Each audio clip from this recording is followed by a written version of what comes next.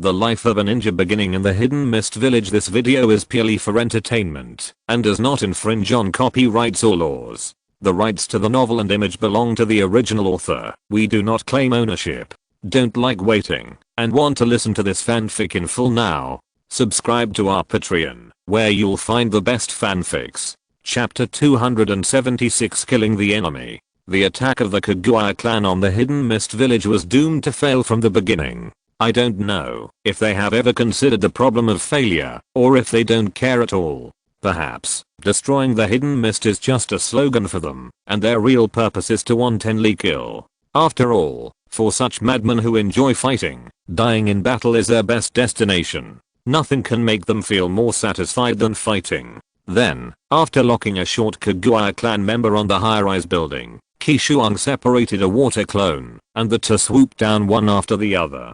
The carnival of the Kirigakure clan is also an opportunity for him, an opportunity to change his life. Because there is a child in the Kirigakure clan who can help him take a very important step in his life. Therefore, he chose the short Kirigakure clan as his target. I saw that the Kirigakure clan member, in exchange for his life, used the bone spurs on his body to instantly kill several besieged Mist ninjas, and then turned and walked towards the houses next to him. It seems that he does not intend to let the ordinary people inside go, because they did not expect the Kirigakure clan to break through the outer defense of the Kirigakure. Many residents near the village entrance did not move. At this moment, the Kirigakure clan rushed in, and the village was in chaos. Many people were so scared that they did not dare to go out. They just huddled in the house in fear, waiting for the rescue of the Kirigakure.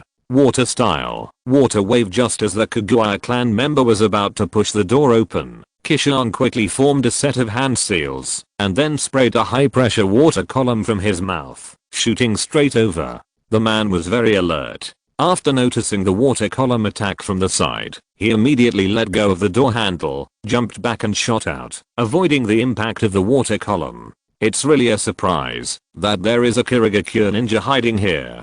The Kirigakure clan member licked the blood on the bone blade in his hand and showed a somewhat morbid smile. But I don't feel any surprise. Qishuang replied expressionlessly. Earlier, because he was standing higher, the people on the ground were shorter in his eyes. Now that he had landed on the ground, he realized that the target he had locked onto was not as short as he had imagined. Moreover, with the light from the fires in the surrounding houses, he could see the man's face clearly. He was not the child he was looking for. Go to hell. The man shouted and rushed over at a very fast speed. Qishuang had no time to seal and cast spells, so he could only raise his kunai to prepare to resist the opponent's attack. Clang. The bone blade slashed on his kunai with a crisp sound. He blocked the opponent's slash, but the opponent's attack did not stop there. The Kirigakure tribesman in front of him, holding the bone blade and cooperating with the bone spurs on his body, launched a series of continuous attacks on him, not giving him a chance to breathe. Every slash of the bone blade and every attack of the bone spurs were very light and elegant, like a butterfly dancing, with extremely soft movements, but extremely dangerous. Because the opponent's bone blade and bone spurs were aimed at his throat, heart, and eyebrows, which were extremely vital points. If he hadn't seen it with his own eyes, he would never have believed that such a cruel and murderous guy could actually perform such a gentle and dangerous physical attack. Ding ding ding. After parrying 8 or 9 times in a row, Qishuang felt his arms numb and couldn't keep up with the opponent's speed, but the opponent's attack seemed to be getting faster and faster. He was beaten back again and again, and had no power to fight back. Suddenly, his hand loosened, and the opponent knocked his kunai away. The white bone blade followed closely, immediately pushed his arm away, and stabbed into his throat through the gap. Goodbye, kid. Only a sneer was heard, and the bone blade pierced Qishuang's throat. Wow. The boy stabbed by the bone blade turned into a stream of clear water, and with the opponent's inertia, he wrapped around him. Water clone. Seeing this scene, the smiles of the Kirigakure people froze on their faces. At the same time, a cold voice came from the shadow of a house at the edge of the battlefield. I should be the one saying goodbye. Ice escape, burial technique. In just a moment, the man felt a chill in the disintegrating clear stream in front of him. Then, the clear stream suddenly froze and spread to his whole body. He never thought that the opponent in front of him was just a water clone, and he didn't expect that the opponent's water clone would have subsequent changes. The Kirigakure tribe member who couldn't stop in time was immediately covered by the ice. Snap. The sound of snapping fingers came from the shadow of the house again. The frozen Kirigakure tribe member was about to use the corpse bone vein to create bone spurs from all over his body to break the ice layer, but found that the ice layer that had just stabilized had changed again. He only felt that countless needles seemed to be inserted into his skin, and then a stream of cold air quickly penetrated into his muscles, followed by a burst of severe pain in all parts of his body, and his whole brain went blank, and he completely lost consciousness. After sensing the disappearance of the chakra reaction on the opponent through the ice layer, Qishuang breathed a sigh of relief, and then slowly walked out of the shadow of the house. He knew how much he was capable of. His physical skills were not outstanding, and he was just an average Jonin level. If he fought with the ninjas of the Kirigakure clan who were very good at close combat, he would definitely not last more than 30 rounds. And based on his previous observations, it was almost impossible to completely avoid a close fight with the opponent. Because the opponent's speed was much faster than his, and he was not sure to kill the opponent quickly, it was inevitable to be entangled in close combat.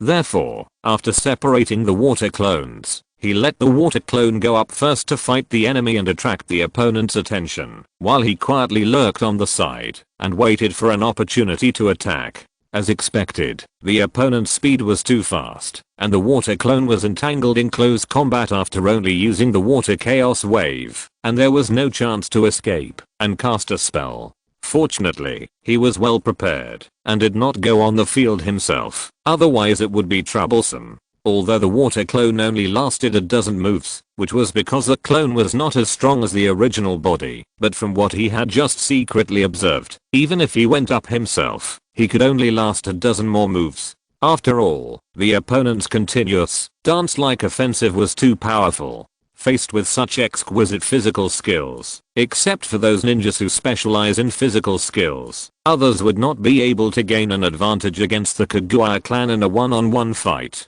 If he himself had no talent for physical skills, he would have wanted to learn some of the Kirigakure clan's physical skills for reference. He walked closer and took another look at the human-shaped ice sculpture with a bright red interior and nodded. The effect seems pretty good.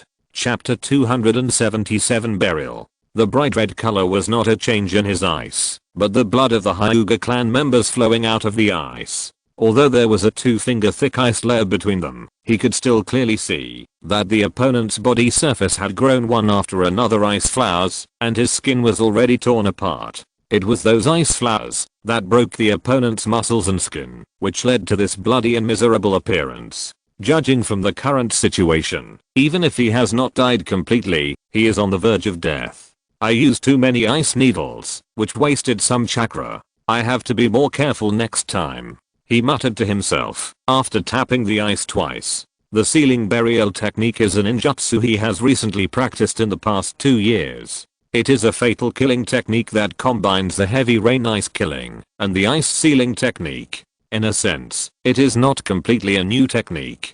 It is just a composite product of 2 ninjutsu, combining the 2-stage changes of rainstorm ice skill and the limiting ability of ice sealing technique. Sealing technique can use water flow to instantly seal the opponent and then deliver a fatal blow. From the perspective of the process of the technique change, it includes the changes of 2 ninjutsu, and it is an extremely complex technique in itself. Therefore, it is a bit laborious to release, and it is not easy to consume chakra. Fortunately, the change process of this technique has a very obvious sequence, and not all changes are shown at the same time, which has not exceeded his control ability. Therefore, when he first practiced this complex technique, he did not waste too much time. The only disadvantage is that it cannot be released directly to the opponent, and it needs to be guided by water. After all, the speed of chakra conduction in the air is far slower than that of controlling the changes of water escape nearby. This is also the reason why he used the water clone to attract the opponent's attention at the beginning. The ice escape clone can also achieve the same effect, but the secondary change of the ice escape clone is obviously not as flexible as the water escape clone. When the Kagura clan member beat his water clone back to its original form, he controlled the water clone to condense ice and performed the ice sealing technique and added the technique of mixing ice and water. Therefore, there was still some water in the ice layer on the opponent's body. With that part of the remaining water, after freezing the opponent, he controlled the ice layer to change, forming a mixture of ice and water thorns that pierced inward. That was the special ice needle he showed when he performed heavy rain ice skill. However, because it was not performed alone, there was not much water left in this case, and the number of this special ice needle produced was far less than that of heavy rain ice skill. But it was enough to kill people. Relying on the effect of water condensing into ice, increasing volume, and expanding, he squeezed this mixture of ice and water into the opponent's body. Then, he performed the second variation of heavy rain ice skill. This is the ultimate killing technique that combines ice sealing technique and heavy rain ice skill, burial technique. Originally, he wanted to use the ice sealing technique and add other changes to form a technique like Gaara's Sand Falls Funeral that crushes and strangles the opponent. But later he found that ice was a whole and solidified and was far less flexible than fine sand.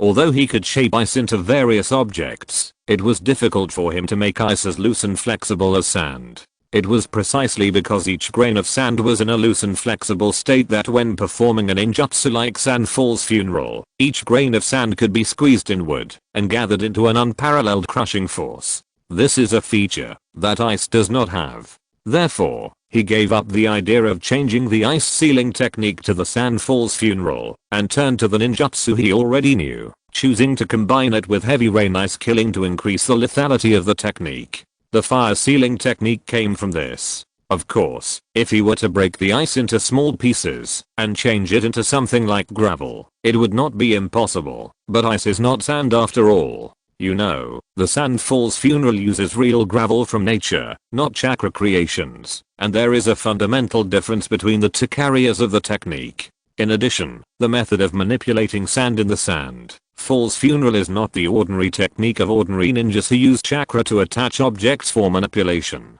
According to Qishuang's speculation, it should be a variation of the magnetic escape. Or, it is more like an optimized version of the magnetic escape ability. As we all know, magnetic escape has the power to manipulate metals, and metals are natural minerals. Then magnetic escape has the possibility of manipulating natural minerals. Sand is composed of weathered rock minerals, so it naturally contains many metal particles, but the purity is far less than that of pure metal objects. In theory, magnetic escape naturally has the power to control sand. But ice escape and magnetic escape are fundamentally different. If Qishuang forcibly uses ice escape to simulate the power of magnetic escape, I'm afraid that the result will be difficult to satisfy people. This was also the most fundamental reason why he gave up changing the ice sealing technique to Sand Falls Funeral. At this time, several mist ninjas arrived here. Judging from the strength of their chakra aura, Qishuang guessed that these people were probably only at the level of Chunin. "Excuse me, is there anything we can help you with? This Jonin-sama." Several people saluted and asked. They didn't know the young man in front of them, but judging from the undisguised aura on his body, he was obviously a Jonin-level adult. For the strong, they must show considerable respect. Qishuang pointed to the houses next to them and said expressionlessly, "There are still civilians here who have not evacuated. You can take them away quickly. I still have to clean up the rest of the invading enemies, and the rest is up to you." Although the people in the house hid very carefully, for Jonin level ninjas, the whereabouts of ordinary people cannot be hidden under their noses. He easily sensed their presence. Protecting the residents of the hidden mist village is also the responsibility of the mist ninjas, but he has no interest in this, and he doesn't have the time. He still has to find that important child. This kind of trivial chores, let these Chunins handle it. Without waiting for the others to object, he immediately disappeared between the houses. As the Kagura clan wreaked havoc and expanded the battlefield at will, the hidden mist village quickly mobilized its forces to block the Kagura clan while sending the mist ninja to evacuate ordinary people. However, the complicated street fighting could not bring out the numerical advantage of the hidden mist. In addition, it was their own territory, so the Kagura clan was unscrupulous, but the mist ninja could not. They had to limit the scale of the battle and minimize the damage and accidental injuries. For a while, facing the offensive of the Kaguya clan, the Mist Ninja actually had the illusion of helplessness. I have been watching Man vs. Wild on Station B recently. It's quite interesting. I suggest everyone to see how the hairless DE survives. Chapter 278 Entrance. On the other side, the couple of immortals Fukasaku and Shima from Miyaboki Mountain, after some preparation, traveled to the ninja continent through the Well of the Present World. The so-called Well of the Present World is a space-time tunnel leading to the ninja world built by the great Toad Immortal when he was young, using immortal arts and various strange materials. It is for the convenience of the many toads in Miyaboki Mountain, so that they can often enter the ninja continent for exploration or other affairs, and can enter the ninja continent independently without waiting for the spiritual summons of the contracted ninja. Although it looks ordinary, like a small well, it is actually a mysterious space-time tunnel. The entrance of Miyaboki Mountain left in the ninja continent is precisely this Well of the Present World connecting the two sides. Everyone knows that there is an entrance to Miyaboki Mountain on the ninja continent, but no one has ever found it. That's because the Well of the Present World was built, based on the size of the great Toad Immortal, when he was young. The well mouth is very small, only the size of a palm, and inconspicuous. In the eyes of these little toads, it might be a well mouth, but in the eyes of humans, it is a small puddle, made of small stones. Without the toad's guidance, no one would have thought that the shallow puddle surrounded by small stones was the road to Miyaboki Mountain. According to the records of Miyaboki Mountain about Ryochi Cave, the two toads found the entrance to Ryochi Cave in a canyon. A dark and deep stone cave appeared before their eyes. Although Ryochi Cave has the name of a cave, it is also a different dimension connected to the ninja continent, not a cave on the ninja continent. Unlike the Well of the Present World that connects Miyaboki Mountain to the ninja continent, the space-time tunnel that connects Ryochi Cave to the ninja world was turned into a cave maze by the White Snake Immortal with powerful magic. It is not particularly difficult to find this place. Humans who are seeking power often find this place, but it is not easy to pass through the maze and really enter Ryochi Cave. Many humans who tried to enter Ryochi Cave were trapped in this maze tunnel and never had the opportunity to get out until they turned into dry bones. But as one of the three holy places, Miyaboki Mountain naturally has many records about the Ryochi Cave, and the entry and exit methods of this maze are of course included in them. After all, the maze is just a preliminary means for the White Snake Immortal to screen those who enter, not to completely prevent others from entering. Therefore, it is not particularly difficult to get the entry and exit methods of the maze with the ability of Miyaboki Mountain. Looking at the deep cave entrance, Zima Immortal said nervously, "Dad, how about we write a letter and find a small snake to help us pass the letter to the White Snake Immortal?" As an existence of the same level as the Great Toad Immortal, the master of the Ryochi Cave, the White Snake Immortal is one of the most powerful existences in the world. Although they are both immortals of the first level, they are still far behind the White Snake Immortal, who has lived for thousands of years. More importantly, although the White Snake Immortal has the title of immortal, his body is a white phosphorus snake, a psychic snake. They are naturally incompatible with their Toad clan. If they start fighting, they will inevitably be afraid and there is no possibility of escape. Nonsense. Immortal Fukasaku frowned, looked at his wife, and said solemnly, "Our Miyaboki Mountain is at least one of the three major immortal places, on par with Ryochi Cave. If our two great immortals come here, and don't even dare to go in to deliver the letter, but instead just find a little snake to do it for them, then where is the face of our Miyaboki Mountain? What's more, the purpose of our great-grandfather asking us to deliver the letter is to prevent that person from being born. If we act so rashly and something goes wrong, so that our great-grandfather's ideas are not truly conveyed to the White Snake Immortal, the consequences will be unimaginable." After listening to her husband's words, Immortal Shima looked at the dark cave entrance, still hesitant. "But, don't say but." Knowing his wife's concerns, Fukasaku waved his hand to interrupt him and explained, "The White Snake Immortal is at least at the same level as great-grandfather, and is already extraordinary. As long as we don't deliberately provoke it, it shouldn't attack me. Otherwise, great-grandfather wouldn't let us deliver the message." You don't think great-grandfather will harm us, do you? As he said this, he glanced towards the east, where the well of the present world connecting to Mizukage Mountain was. That's true. Although great-grandfather is old and confused, he won't let me die. Shimmer Immortal nodded, and secretly breathed a sigh of relief. The immortal Fukasaku continued, those who can cultivate immortal arts all transcend themselves, and understand the laws of nature. Except for the White Snake Immortal, the other immortals in the Ryochi Cave will probably not attack us. What we really need to be careful of are the other snakes in the Ryochi Cave.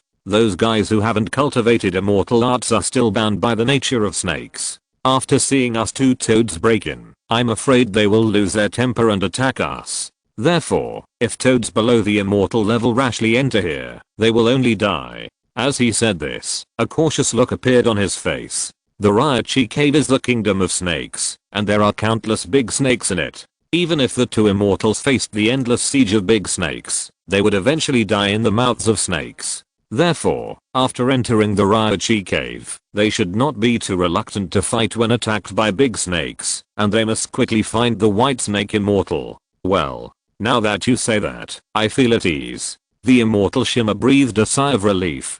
As long as it is not facing an immortal of the same level, it is not worried about those ordinary snakes. Let's go. After calling his wife, the immortal Fukasaku jumped towards the stone cave. Then, two toads from Mizukage Mountain disappeared at the entrance of the maze of Ryochi Cave. On the other side, Qishuang quickly found a young member of the Kirigakure clan, but after a look and test, he found that the other party was not the one he was looking for. In the end, he had to kill him quickly and prepare to look for the next target. The corpse bone vein of the Kirigakure clan is indeed very strong, but his young opponent is only 10 years old. Even with the corpse bone vein, he cannot exert his true power, so he was easily killed by him. He found a tall building and quickly climbed up. While looking for a new target, he thought, if the child is really not destined to die, then he will definitely be able to escape from the Hidden Mist village successfully.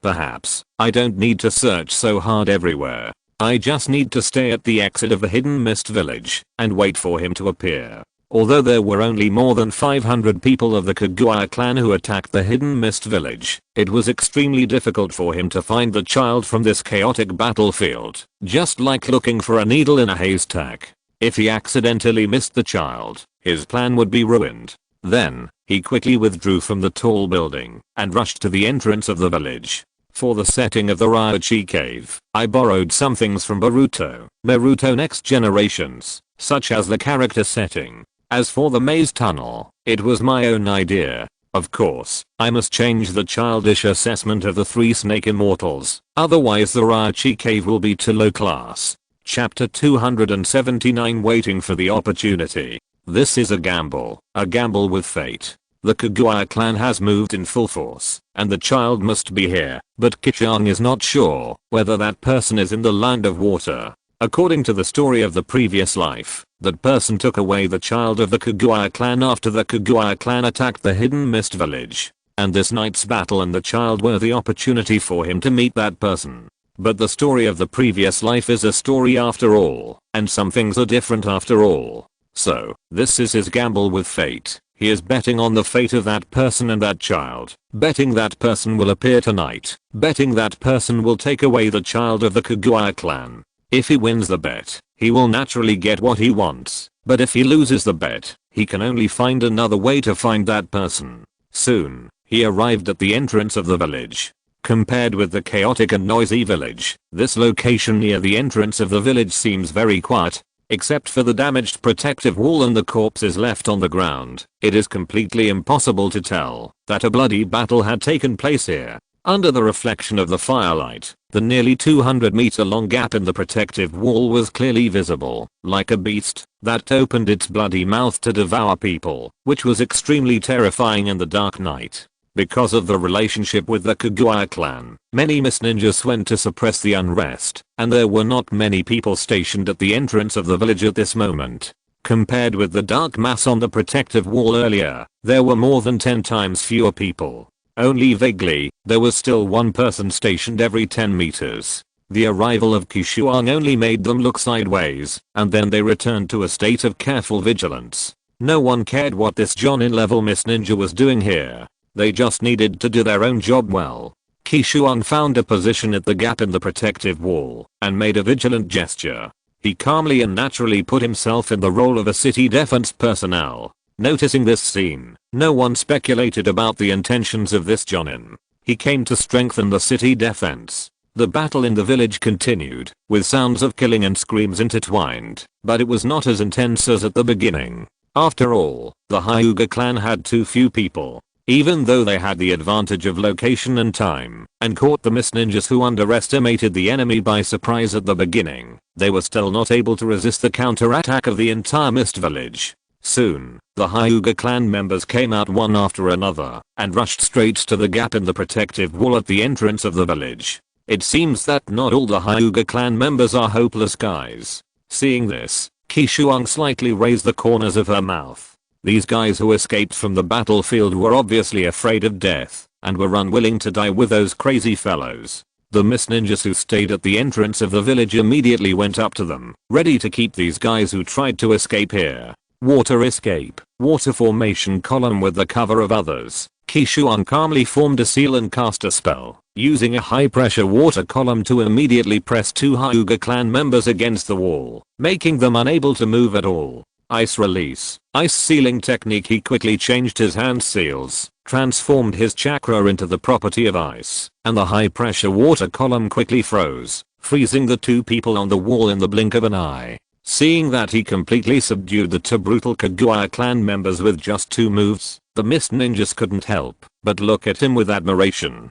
Seeing this, Qishuang shook his head with a smile. They were just two special Jonin level Kaguya clan members, and they were still a long way from being elite Jonin. It was not difficult for him to deal with them. Then, he pointed at the two people in the ice, and ordered the three nearest Mist Ninjas. They are not dead yet, so I'll leave them to you to deal with. The hard ice of the ice sealing technique can certainly provide extraordinary imprisonment capabilities, but it can also provide a disguised super strong protection for the opponent, making it difficult for others to cause effective damage to them without unfreezing them. This other person naturally includes Qishuang himself. This is also one of the reasons why the sealing technique was born. In order to save chakra to deal with the person who might appear, he did not use the sealing burial technique to kill the two directly, but only temporarily trapped them in ice. After all, there are still many Mist Ninjas here, and he does not need to waste his chakra too much. Then, the three Mist Ninjas were overjoyed and prepared to collect the captives. Just as they were about to break the connection between the ice and the wall, and move the two frozen captives aside, they found that the ice was extremely hard. The weapons chopped on it, and made a clanging sound. They used all their strength to cut a small gap. If they really want to peel it off the wall, it is unknown how much effort it will take. I think we should just dig the wall directly. One of them sighed and looked at Qishuang carefully, and was even more awed in his heart. Okay, then dig the wall. The other two thought about it and agreed helplessly. The ice was too hard. It was too difficult for them to separate it from the wall by cutting the ice. Instead of cutting the ice, it is better to dig the wall. Compared to ice, the wall was much harder. Then, the three of them, armed with their own weapons, began to dig the wall. It took nearly 10 minutes to peel off the two frozen captives from the wall and transport them to the prison in the hidden mist village along with the ice. As for how the guys in the prison took the two captives out of the ice, they had no time to worry about. On the other side, Qishuang kept a close eye on the Kaguya people, who had escaped from the inside, and aimed at those who were not very old. Unfortunately, after killing 5 in a row, he still did not see the child. However, he did not gain anything. He learned from the 5 young Kaguya people that the child did exist and came here. As long as he found the child, he could place his bet. At this moment, another group of Kaguya people came out of the village. Quickly locking onto a slightly younger figure in the crowd, Qishuang immediately went to meet him. Clang! The sound of the kunai and the bone blade clashing echoed in the air, and he stopped the child. Kimimero? He called out tentatively. How do you know my name?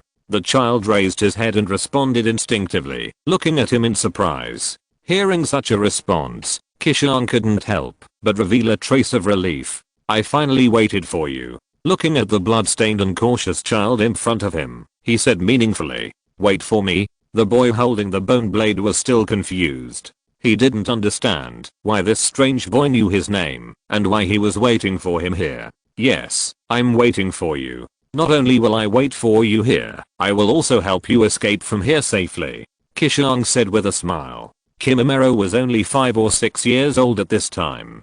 It was hard to imagine how he survived the dangerous melee that night. In order to ensure that his next step was realized, he had to ensure that Kimimaro left smoothly. Otherwise, it would be too difficult for Kimimaro to break through the city defense force at the entrance of the village with his own strength. Chapter 280 Deliberate. Hearing what Qishuang said, the young Kimimaro was even more confused, and his too thin eyebrows were almost twisted into a knot. They are enemies. Shouldn't they go all out to kill each other? He really couldn't understand what this strange boy wanted to do. "Don't be afraid, I will send you away from here safely," Qishuang said to the little boy with a raised corner of his mouth, like a big bad wolf coaxing a lamb. As soon as the voice fell, he rushed up again with a kunai and launched a swift close-range attack on the little boy. Poor Kimimaro is only 5 or 6 years old, and his body hasn't grown up yet. Whether in speed or strength, he can't be compared with a 15 or 16-year-old boy like Qishuang. As for the physical skills inherited in the clan, he doesn't know a few moves, and even with the powerful bloodline limit ability of the corpse bone vein, he can't exert much power. The reason why he survived after entering the hidden mist village was because of the care of his clansmen. In addition, he was small, and it was difficult for him to attract the attention of others. The number of mist ninjas who really fought with him was less than 5 fingers. He also knew how much power he had, so after following his clansmen into the hidden mist village, he mostly attacked ordinary people. As for those mist ninjas who looked stronger than him, he always avoided them from a distance under the cover of the night and the advantage of his petite body. The only mist ninjas he really killed were a few genin who were responsible for evacuating civilians. At this moment, facing the attack of this young boy who was definitely a jonin, he had no power to fight back, except to defend himself. He was beaten back again and again, but he could do nothing. He felt that he was going to die. Just like the little flower he saw on the roadside on the way to the hidden mist village just now, it could be crushed into dust by the many clansmen on the road at any time. "You're still distracted at this time, don't you want to live, Kimimaro?" "Not good."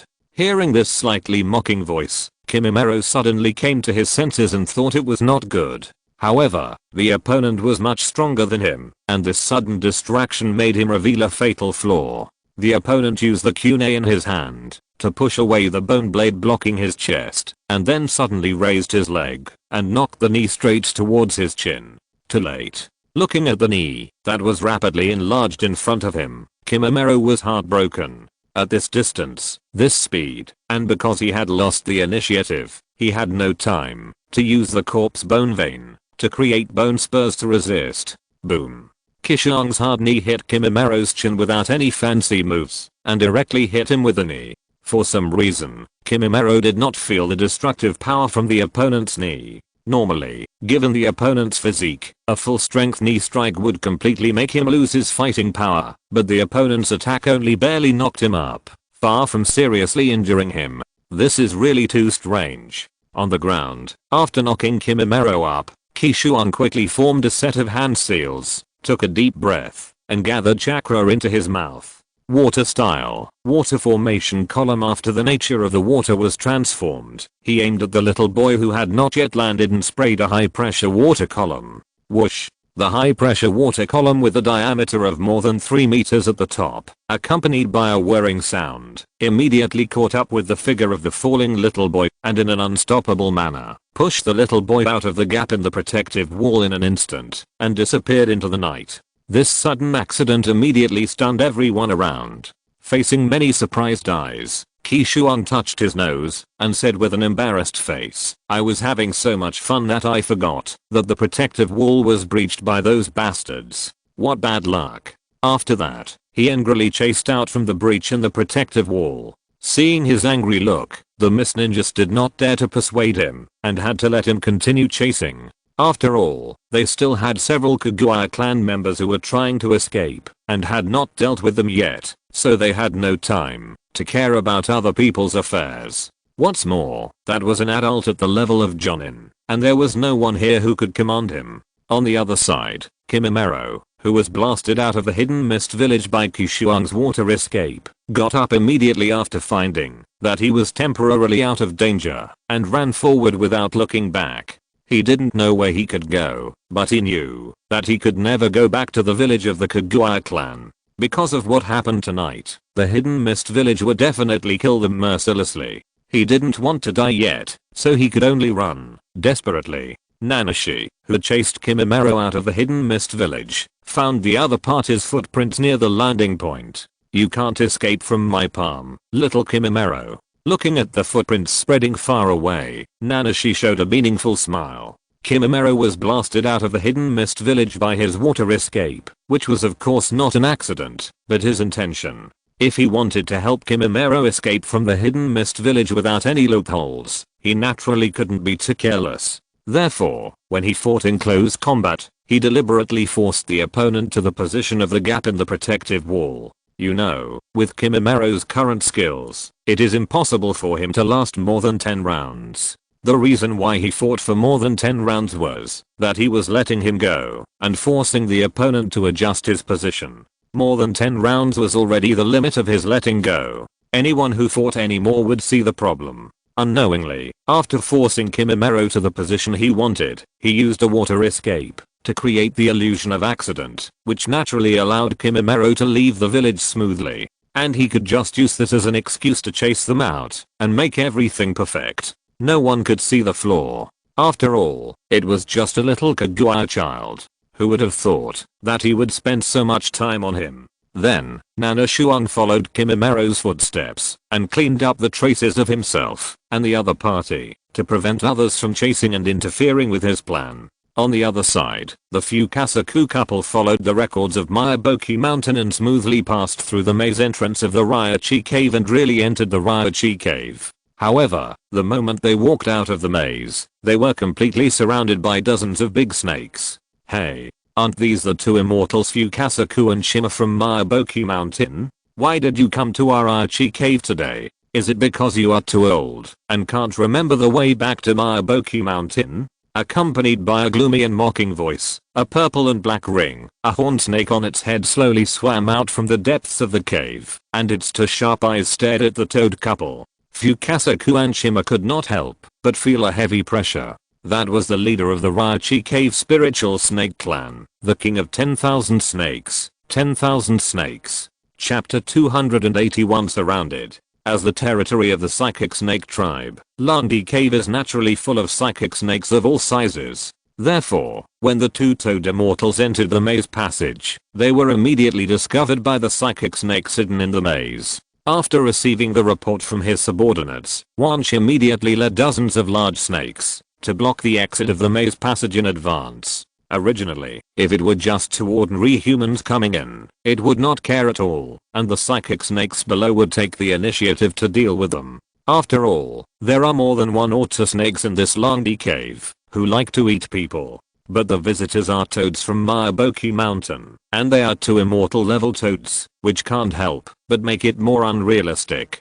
It has eaten a lot of toads, but it has never eaten immortal level toads. Maybe, after eating these two immortal level toads, its strength will be further improved, and it will become the real master of this Landi Cave, and it doesn't have to look at the faces of those old guys above it. Unfortunately, the snakes were too big to fit in the exit.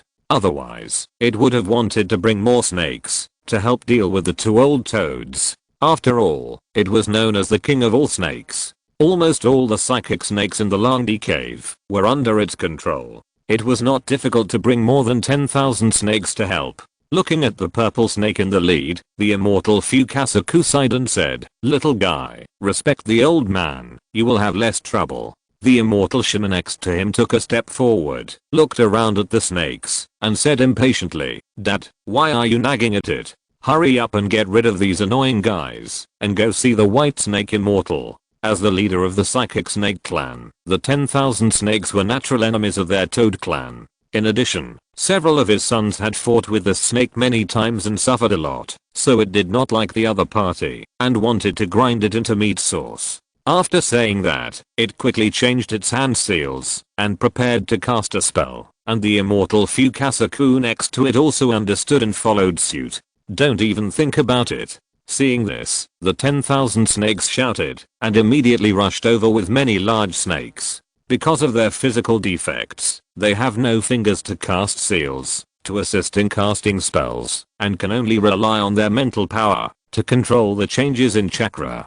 Casting spells is a very difficult thing for the psychic snakes. Therefore, most psychic snakes do not know how to use ninjutsu. Even the 10,000 snakes, who are known as the king of 10,000 snakes, can only use a few of them after a long period of practice to turn them into instinctive ninjutsu. Therefore, when facing an opponent who is good at using ninjutsu to attack, they will mostly rely on their speed advantage to interrupt the opponent's casting process. Especially now, their opponents are two toads from Miyaboki Mountain, and they are immortal level toads. If they give the opponent the opportunity to use immortal arts, the consequences will be unimaginable. You know, in this Ryochi cave, the reason why the 10,000 snakes have to look at the faces of the old guys above is because of the existence of immortal arts. In terms of the speed and strength of the main body, it dares to claim that it is the best in Langdi Cave, but those old guys rely on the all-round increase in physical fitness of the immortal arts to surpass it. Not only that, because those old guys have cultivated immortal arts, they can already transform into human forms, are not bound by snake bodies, and have the ability to flexibly perform spells. Their comprehensive strength far exceeds it. It has challenged them several times, but was defeated miserably by them. Therefore, it knows very well how strong the immortal arts are. If it weren't for those guys who practiced immortal arts always saying that they were supernatural and would no longer ask about worldly affairs, it would not be its turn to be the master of Langdi Cave. Sometimes, it even suspects that those old guys have practiced immortal arts and damaged their brains, and they don't even want the supreme honor of commanding all snakes. In its view, the authority to command all snakes is simply the pinnacle of snake life. It won't trade it for anything. Little did they know that in the eyes of the other immortals in Langdi Cave, snakes like it who were still immersed in their snake instincts were just a group of sad and pitiful beings. They had cultivated immortal arts, transformed into humans, shed most of their snake nature, and became closer to dragons. Their thoughts and ideas were not at the same level as those of these poor guys. They had entered a brand new world, and their horizons were no longer limited to the entire psychic snake clan. Naturally, they had no interest in the power to command all the snakes. With that spare time, they might as well spend more time practicing immortal arts and evolving themselves into dragons. You know, for all the psychic snakes, nothing can make them more excited than evolving into dragons. Transforming into a dragon is the ultimate wish of these snake immortals. The word dragon in Langdi Cave also came from this. Hiss. With a slight sound of exhalation and a disgusting stench, the big snakes aimed at the two palm-sized toads and swarmed over them. Among them, the smallest one was as thick as a bucket, and the largest one was naturally the mang snake. Its body was over 50 meters long, and its waist was no less than 5 meters thick in the middle. Its huge head was comparable to a 10 square meter small house. No one doubted that it could swallow an elephant in one bite. It rushed to the front, like a purple lightning, and in the blink of an eye it reached the top of the two toads' heads, opened its huge mouth, and aimed at the couple, biting them hard. Unfortunately, its speed was still a beat slower than the two toads' magic. Water style, tornado. The immortal Fukasaku closed his two front paws and aimed at the huge mouth that was rushing towards them, spraying a swelling torrent, which immediately formed a vortex barrier to block their heads. The mang snake bit down, but missed, and was instead filled with a swirling torrent, and was also bounced away. It is hard to imagine that with the palm-sized body of the immortal Fukasaku, he could use such a ninjutsu to bounce the mountain-like body of the mang snake away. Wind style, hurricane. Not wanting to be left behind, Shimmer Sage closed his front palms and blew out a storm, rushing directly into the whirlpool torrent above his head. After hundreds of years of getting along, the couple knew each other very well, so they had an unparalleled tacit understanding and the coordination of ninjutsu. The couple could release many combined ninjutsu together. Although there were only 2 sages, they could exert combat capabilities far beyond those of 2 ordinary sages by cooperating with each other. This was one of the reasons why the Great Toad Sage was confident that they would come to the Raichi cave to deliver the message. Combined ninjutsu, Hurricane Tornado. The storm blew out by Shima Sage very smoothly into the whirlpool torrent above his head. In an instant, the torrent surged, like a sudden storm on the sea. The torrent and the storm formed a water tornado that penetrated the sky and the earth, and vented its power unscrupulously in this Raichi cave. Boom. The stalactite cone on the top of the cave was immediately crushed, and even the stone layer on the top of the cave was stripped off by the water tornado. The ground was completely swept away by the huge water spout that was several meters in radius. The cave that was originally full of strange rocks was flattened as if by someone. The many snakes that rushed over were already worried after seeing their leader being blown away, so they slowed down. When they saw the surging waterspout, they were even more frightened and fled back one after another. Chapter 282 Sneak Attack. Unfortunately, although they retreated quickly, the wind of the waterspout was stronger. In addition, they were all clawless snakes, so their gripping ability was naturally not as good as those with claws. The 2 immortals, Dishenzo, pushed the waterspout forward, and the fierce wind immediately pulled the fleeing snakes into the waterspout, leaving them no chance to struggle. Boom. Accompanied by a loud noise, the waterspout wrapped the snakes and crashed into the rock wall of the cave. The violent tearing force broke the entire rock wall into pieces. The waterspout dissipated, leaving only water mist everywhere. The couple could vaguely see that there was a pile of snake bodies like a small mountain near the rock wall. It was just unknown how many big snakes were still alive. Dad, let's go. Seeing that there was no movement around, the immortal Shima called her husband and immediately took a step on the wet ground. At this moment, the ground in front of it suddenly broke open, and a purple shadow immediately rushed over. Be careful. Fukasaku Sage hurriedly warned. Its worries were obviously unnecessary. Shima Sage did not relax his vigilance at all. He used all his chakra and put his 2 front paws forward to immediately catch the purple shadow rushing out from the ground and block it in front of him. But the swift force still made it a little overwhelmed.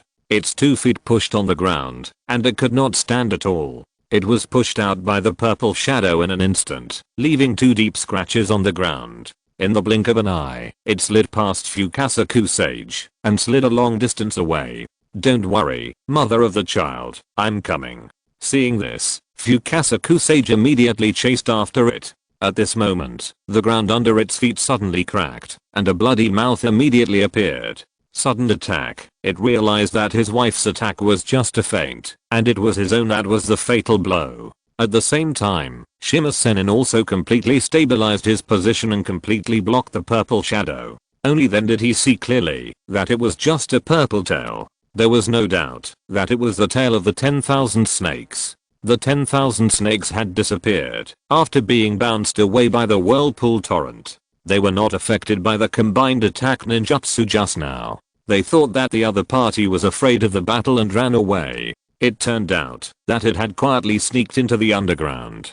Fukasaku Senin, who was caught off guard by others, fell into the mouth of the snake without any preparation. Shima Senin wanted to help, but it had just blocked the tail thorn attack of the 10,000 snakes. The 2 were in a stalemate and could not get out. It was too late. The child's father, with its exclamation, the 10,000 snakes' huge mouth suddenly closed. At the same time, in a magnificent temple deep in the Raichi cave, a white phosphorus snake with orange hair opened its eyes. It was the white snake Senin of the Raichi cave.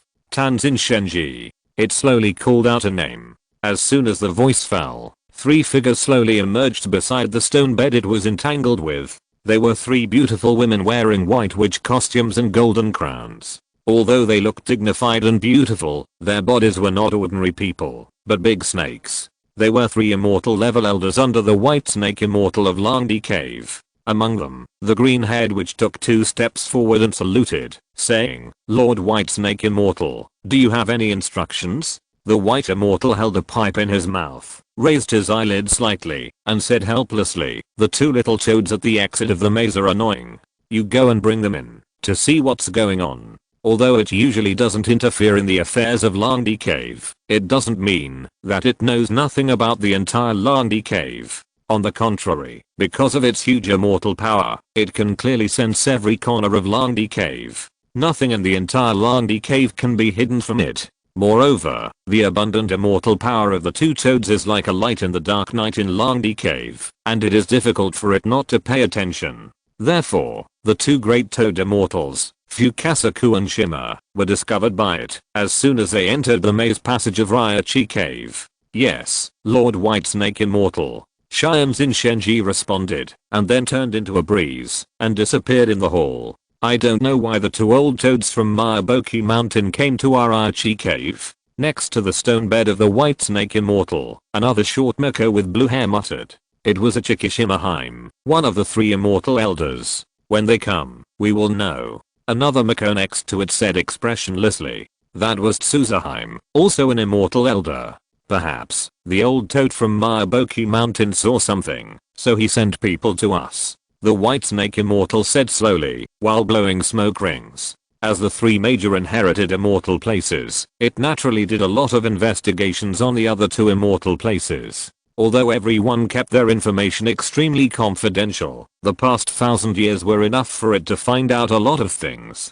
Therefore, it also knows a lot about the dream prophecy of the Big Toad Immortal. It is indeed an ability to foresee the future. It is very envious, but this ability is a gift from nature, and it cannot be obtained by envy or practice. Now, the two immortal elders of Miyaboki Mountain came to Langchi Cave in person. They certainly did not deliberately trouble the little snakes. It is more inclined to believe that it was the old toad's order. After all, everyone has cultivated immortal arts, and is an extraordinary existence. Naturally, they have a thorough understanding of the natural law of snakes eating toads. They will no longer be obsessed with racial disputes like ordinary things. On the other side, at the exit of the maze passage, Wanch bit down, but it seemed like biting a diamond. The upper and lower mouths were just a little bit apart, and they couldn't close. It was the immortal Fukasaku who held its upper jaw tightly at the moment it closed its mouth, making it unable to close.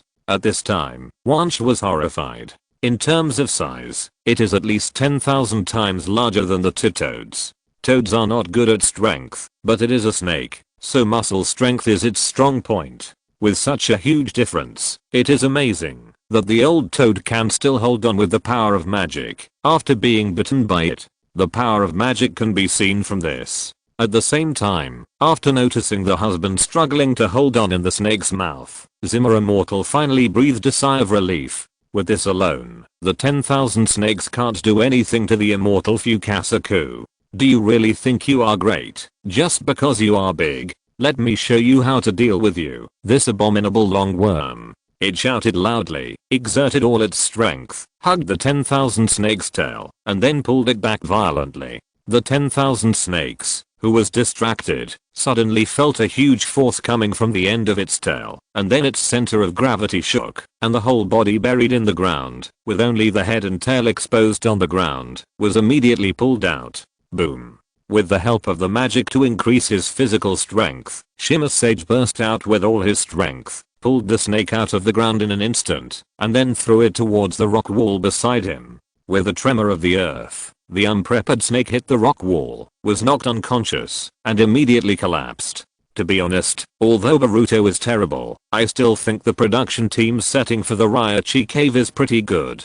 If the three priestesses don't show their true colors, it's still quite comfortable to watch, so I took it and used it. Chapter 283 Introduction. Ahem, ahem. A little toad with white eyebrows and beard crawled out of the snake's mouth. Mother, you were too sudden. You almost crushed me to death in its mouth. Shenron Fukasaku muttered, while patting his back. After all, the size of the 10,000 snakes is as big as a small mountain. Its own strength is enough to split mountains and break peaks. It should not be underestimated. Even if it used the power of immortal arts to resist the bite, it felt very reluctant.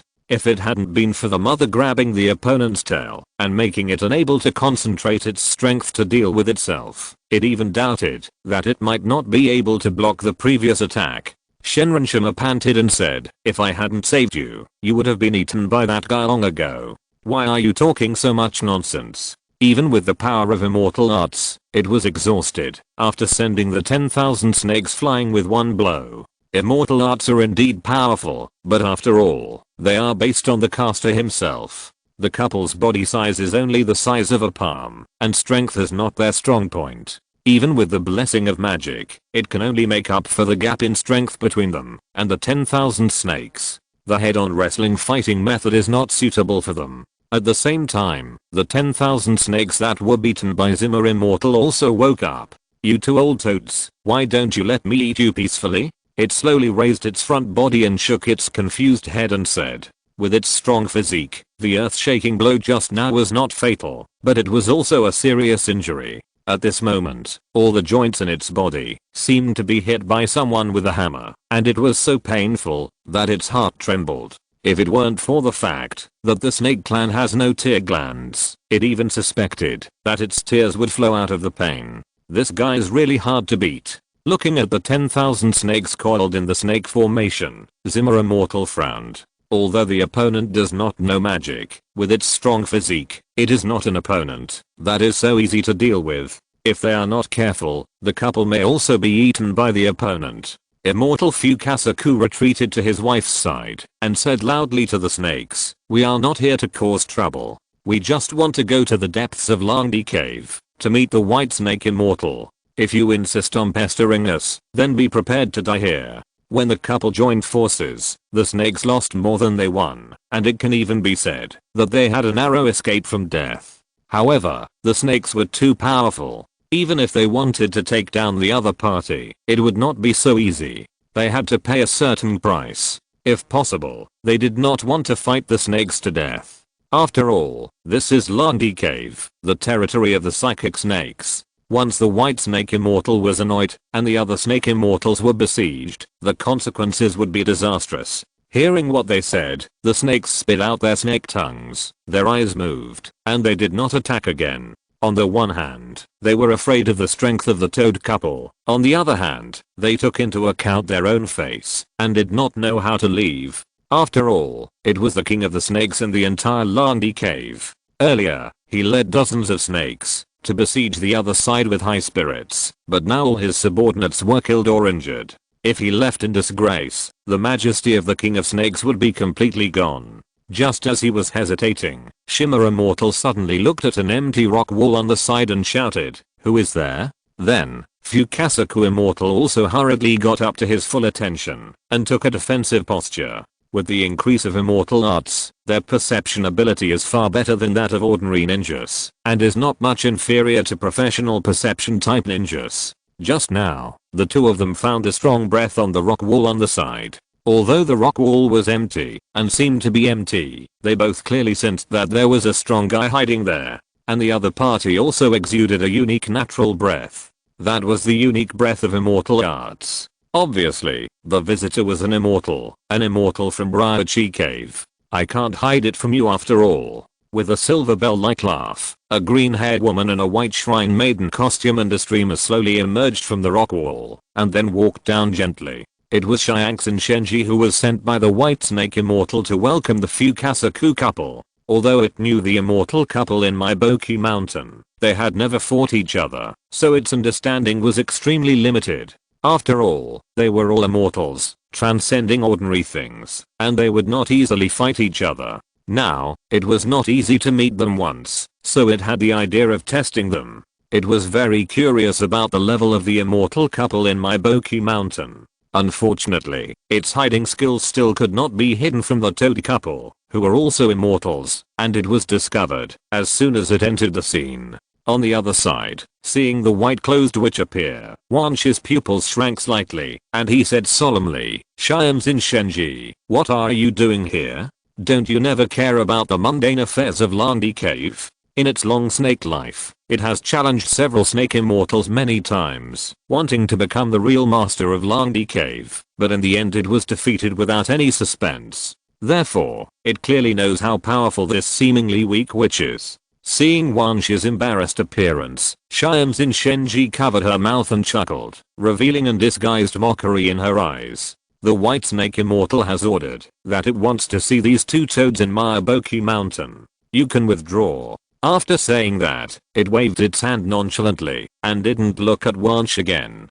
But, looking at the white-clothed witch, Wanch was a little unwilling. It didn't like the feeling of being ordered around. It is the king of all snakes. No buts. This is the order of the white snake immortal. Xianxin Shenji turned around, looked at it deeply, and said in an unquestionable tone. Hearing this, the snakes were at a loss. After all, the white snake immortal was the real master of the dragon cave, and it was only a nominal commander. Unless it had the strength to defeat the white snake immortal, it would not be possible for it to disobey the white snake immortal's order.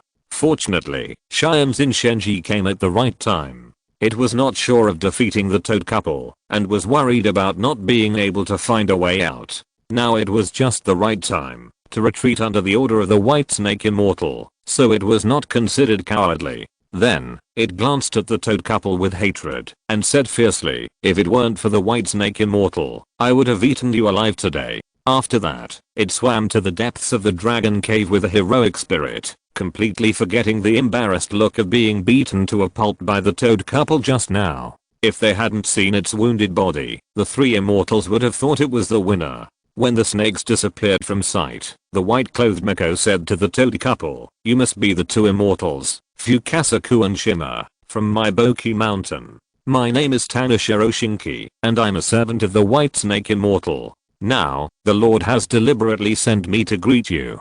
Please follow me. After saying that, she floated into the depths of the Ryachi cave with her legs hanging in the air. Seeing this, the two immortals, Fukasaku and Shimmer, looked at each other and then hurriedly chased after them. If you're listening to this novel on a channel other than Fanfic World, it means they downloaded and uploaded it without effort. We cordially invite you to visit our channel, Mundo Fanfic Novelos. There you'll find the original version of this story and you can explore many other novels of various genres. We're waiting for you to immerse yourself in a world of incredible novels. Chapter 284, Waiting for the Rabbit.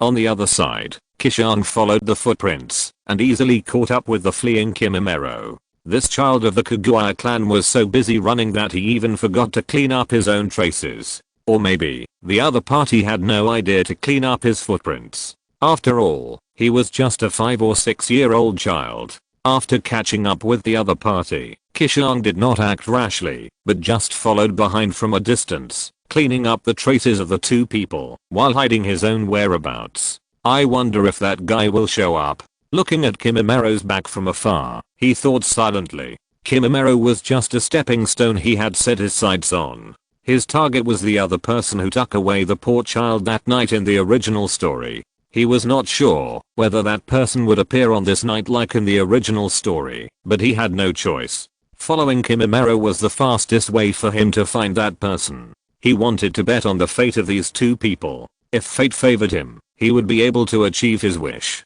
If he missed this time, it would be difficult to find that person again. After killing people in the Hidden Mist village and running all the way, Kimimero was exhausted and a little tired, and his speed was getting slower and slower. As he walked, something seemed to fall from the sky on his head. He looked up and felt a little cold on his face. It's raining? He was a little surprised, but he didn't plan to get wet in the rain. After searching around, he locked onto a lush tree in the dim moonlight and walked over immediately. Just as he walked under the tree, he heard a hoarse and low voice from above. Are you the only one who escaped? You are really a lucky little guy. Who? In the dark night, hearing this sudden voice, Kimimero was startled and immediately rushed out of the shade of the tree and looked up at the treetops following the sound. Then, a long-haired man in a white robe hanging upside down on a branch appeared in his sight. You again. Kimimero recognized at a glance that he was a strange man he met on the road when he was rushing to the Hidden Mist village with his tribe. For some reason, they met here again. Yes, we meet again. The man in white robe crossed his arms and said to the nervous little boy with a smile. As early as when they met before, he had taken a fancy to this child of the Kaguya clan. But he was a person who preferred to have nothing rather than something bad, and he pursued perfection. He would not take this child away just because he liked him for a while. He needed to test this child. It happened that the Kaguya clan was conquering the Hidden Mist village tonight, so he took it as a test for this child. As long as the other party could escape from the hidden mist village alive, he would pass. In order to facilitate him to find the other party again after successfully passing the test, he quietly left his mark on the other party. Previously, he rushed over because he sensed that the mark he left had left the hidden mist village. You are not from the hidden mist village. I don't want to kill you. Please leave. The young Kimimero was drenched in the drizzle, holding the bone blade tightly, with a warning in his tone.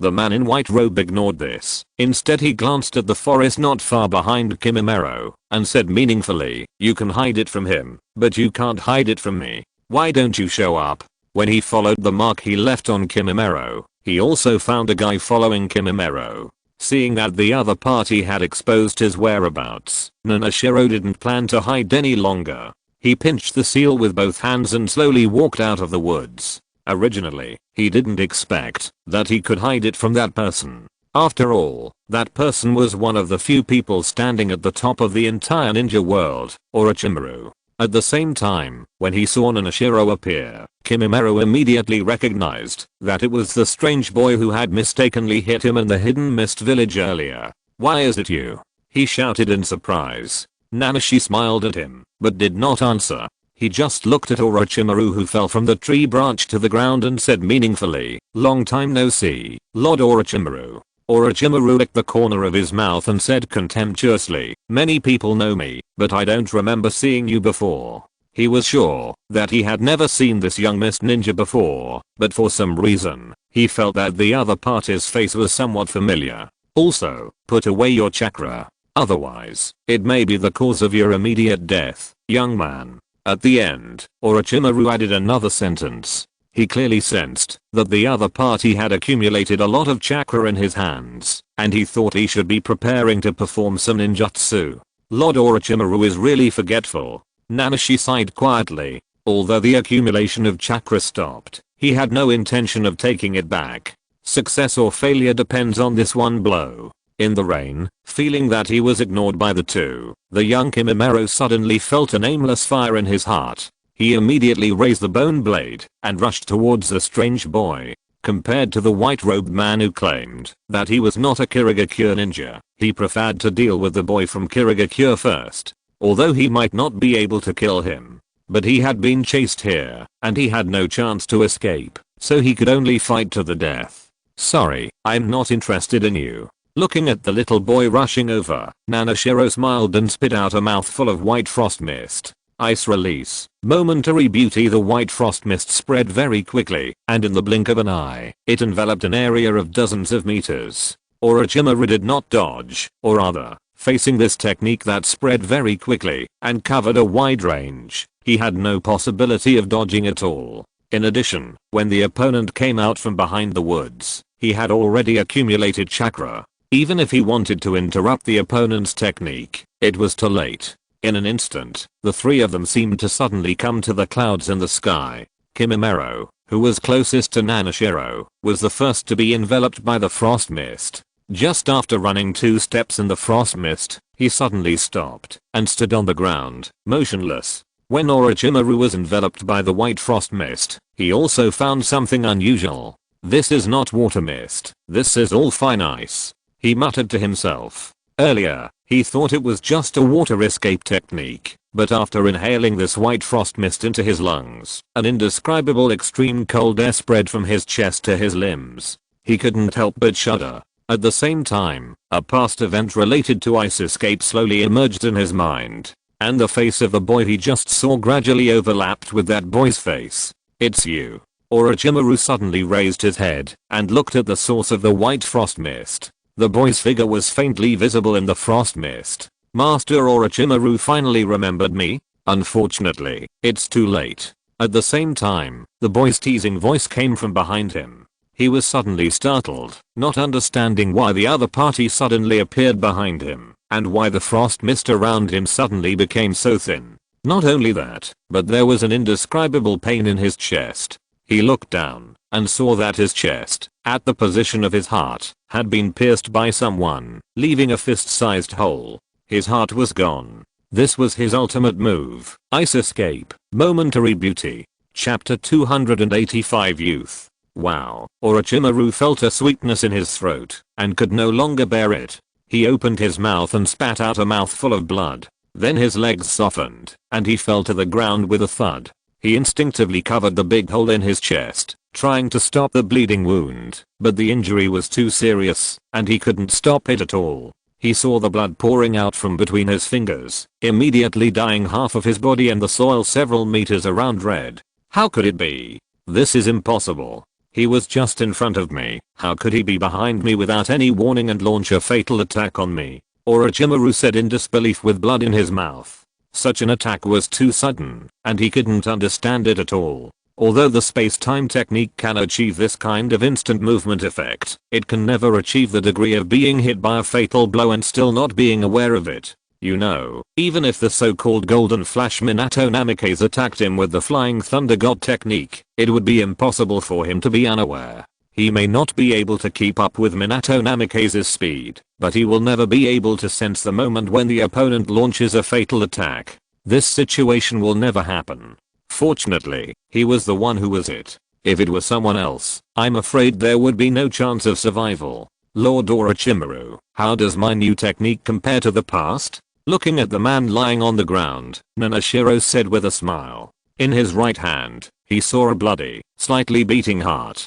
That was the trophy he had just taken from Orochimaru's chest. As early as when he was following Kimimaro, he had been accumulating chakra and was ready to attack at any time. Although he was not sure whether Orochimaru would appear, he had to be fully prepared. Therefore, the moment he saw that guy appear, he quickly mobilized chakra to change the nature so that he had the opportunity to use his ultimate killing technique, Momentary Beauty. The so-called Momentary Beauty is the technique that he had been studying earlier, which is to stop the human body's sense of time. After a few years of accumulation after the war, he finally completed this technique completely. Just as its name suggests, when this ninjutsu blooms, it freezes the most beautiful moment of everything. Of course, this fangler is only for Qishuang, and it is not beautiful at all for others.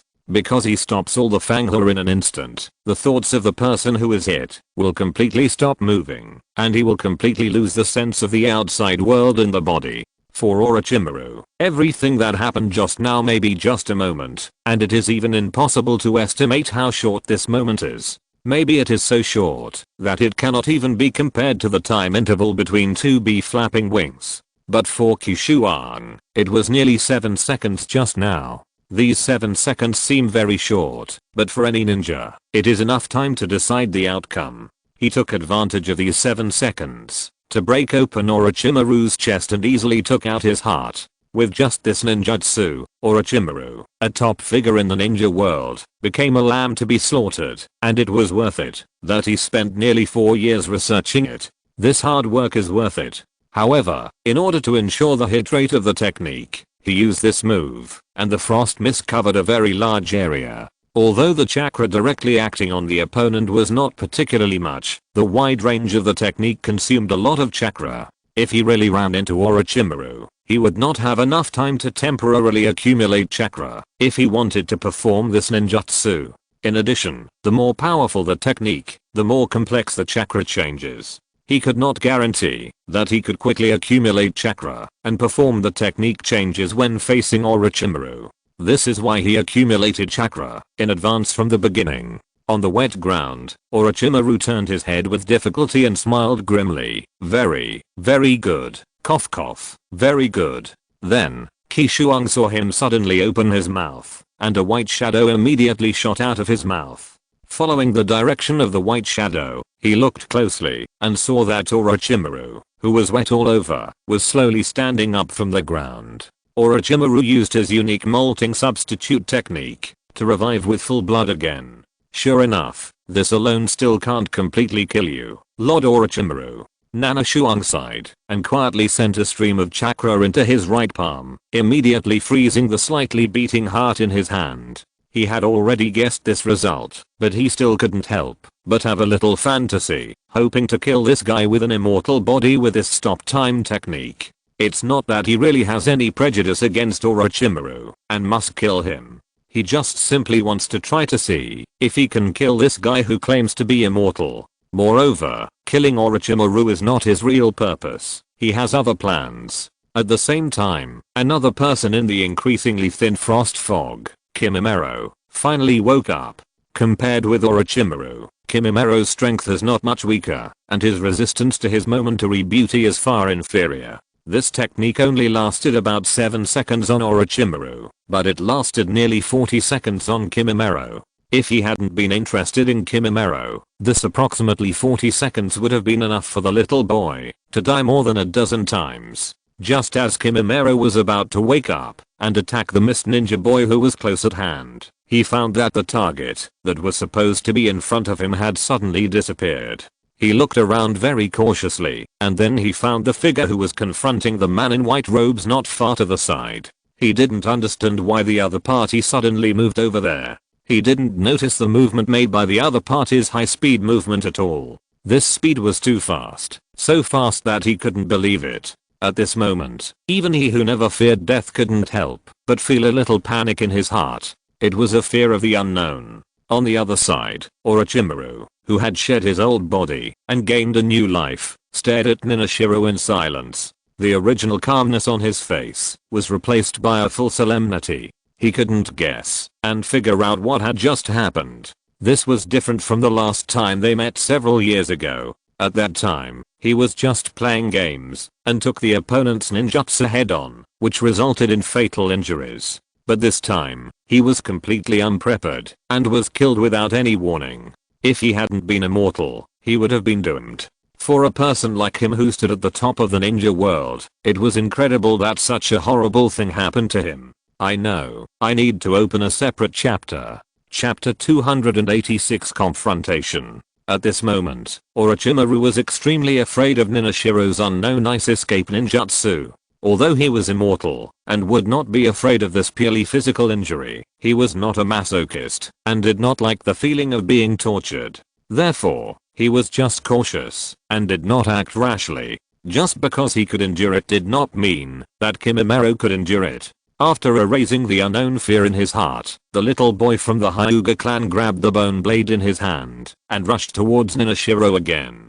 Orochimaru opened his left palm to him, and then 3 brown snakes as thick as wrists emerged from his sleeves and shot straight at him.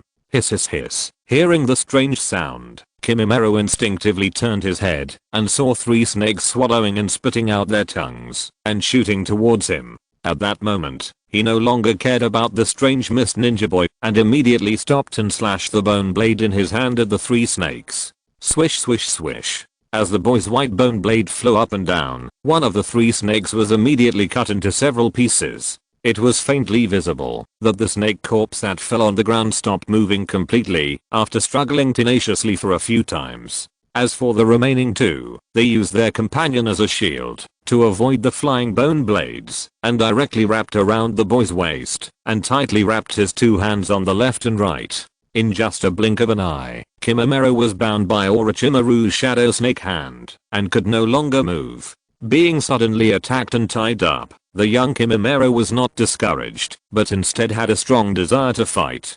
"Don't look down on me," he shouted loudly, using enough chakra to stimulate the growth of bones, and immediately a cluster of bone spurs emerged from his chest and back, instantly turning the 2 snakes wrapped around him into a hornet's nest. Seeing this, Orochimaru frowned slightly and quietly injected 2 strands of chakra from the tip of his left hand into the bodies of the 2 snakes. Receiving the command from the master through chakra, the 2 snakes showed their sharp fangs at the moment of being pierced by the bone spurs and bit Kimimaro's shoulders on the left and right. Ah! Kimimaro screamed in pain. He didn't expect that the 2 snakes would attack in such a dying situation. He was not prepared at all and was bitten by surprise. He tried desperately to pull the 2 snakes that were pierced like a hornet's nest off his body, but he never thought that the 2 snakes would bite his shoulders and refuse to let go. Squeak. The snake body that had been pierced like a honeycomb by the bone spurs could not bear his hard pulling and was immediately pulled into several pieces. Unfortunately, the snake head was still biting his shoulder tightly and was not pulled off. Just as he stretched out his hand to remove it, he felt dizzy and fell to the ground without a sound. "You are not his opponent, so stay aside," Orochimaru said to Kimimaro, while being careful and alert to Qishuang. Kimimaro was poisoned and fainted. Although he rarely used poison, it did not mean that he would not use poison. The big snakes that he summoned were the best tools for poisoning. For those guys that could not be locked up by the shadow snake hand, he would usually use snake venom to deal with them. However, he was very optimistic about Kimimaro, so he only injected a small amount of poison into the snake and did not release the amount that could kill him. It was just enough to poison him and make him faint, making him lose consciousness temporarily. Then, another big snake popped out from his left sleeve, and after quickly wrapping around the little boy, it immediately dragged him behind him. Not far away, Qishuang watched all this quietly, without making a move again, but just sealed the frozen heart into a blank scroll. Originally, he had no intention of fighting Orochimaru to the death. Seeing that he had no intention of making a move again, and let him deal with Kimimaro, Orochimaru was a little confused, but this was not a bad thing for him. Judging from the current situation, it is very dangerous for Kimimaro to stay here. Once the two of them officially fight, he is not afraid of life-threatening dangers due to his immortal body, but Kimimaro is not like that. He will die here if he is not careful. This is a good seedling, and he does not want to be ruined by others in such a muddle. Then, he summoned a psychic snake and let it swallow Kimimaro into the snake's belly, and used the spirit removing technique to make him transfer in space. After everything was handled properly, he looked at the boy opposite and said with emotion, "I didn't expect that after not seeing him for a few years, the ice escape boy has grown to this point. It's really amazing. The immortal body of Orochimaru is still as amazing as it was back then." Nanoshuan complimented with a smile. Orochimaru smiled slightly and did not respond. This immortal transformation technique is one of his most proud methods, and it is also the confidence that allows him to settle down. Because of this, he can escape from various dangers. Then, Orochimaru asked, "Why are you here?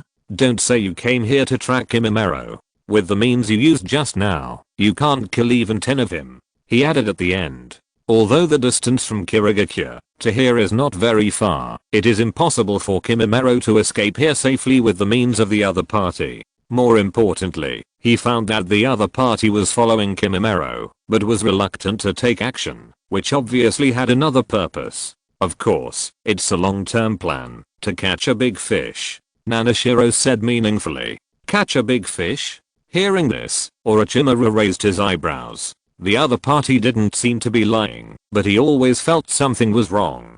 He felt that the other party should be referring to him. But he left a mark on Kimimaro and came here just on impulse, without any advanced plan. No one except himself knew that he would meet Kimimaro. He didn't believe that the other party had the ability to predict the future and could see his future movements so as to find him by tracking Kimimaro. Perhaps he wants to find the rest of the Kaguya clan members outside through Kimimaro. Yes, that must be the case. After some thought, Orochimaru finally found a more reasonable explanation for Nanashiro's words. "I still remember that year, you used the method of expanding the volume of water condensed into ice and coexisting with ice and water to perform an interesting spell called Rainstorm Ice Killing. I wonder what the previous spell contains." He couldn't suppress his curiosity and asked the boy seriously. He still felt sympathetic about the terrible spell just now. Even though he had an immortal body, he was inexplicably killed by someone with a single blow, and he was very scared. Although he was scared, he was more curious. For someone like him who likes to study various spells and explore the principles of the world, there is nothing more joyful than exploring the unknown. Chapter 287 Seduction. Want to know?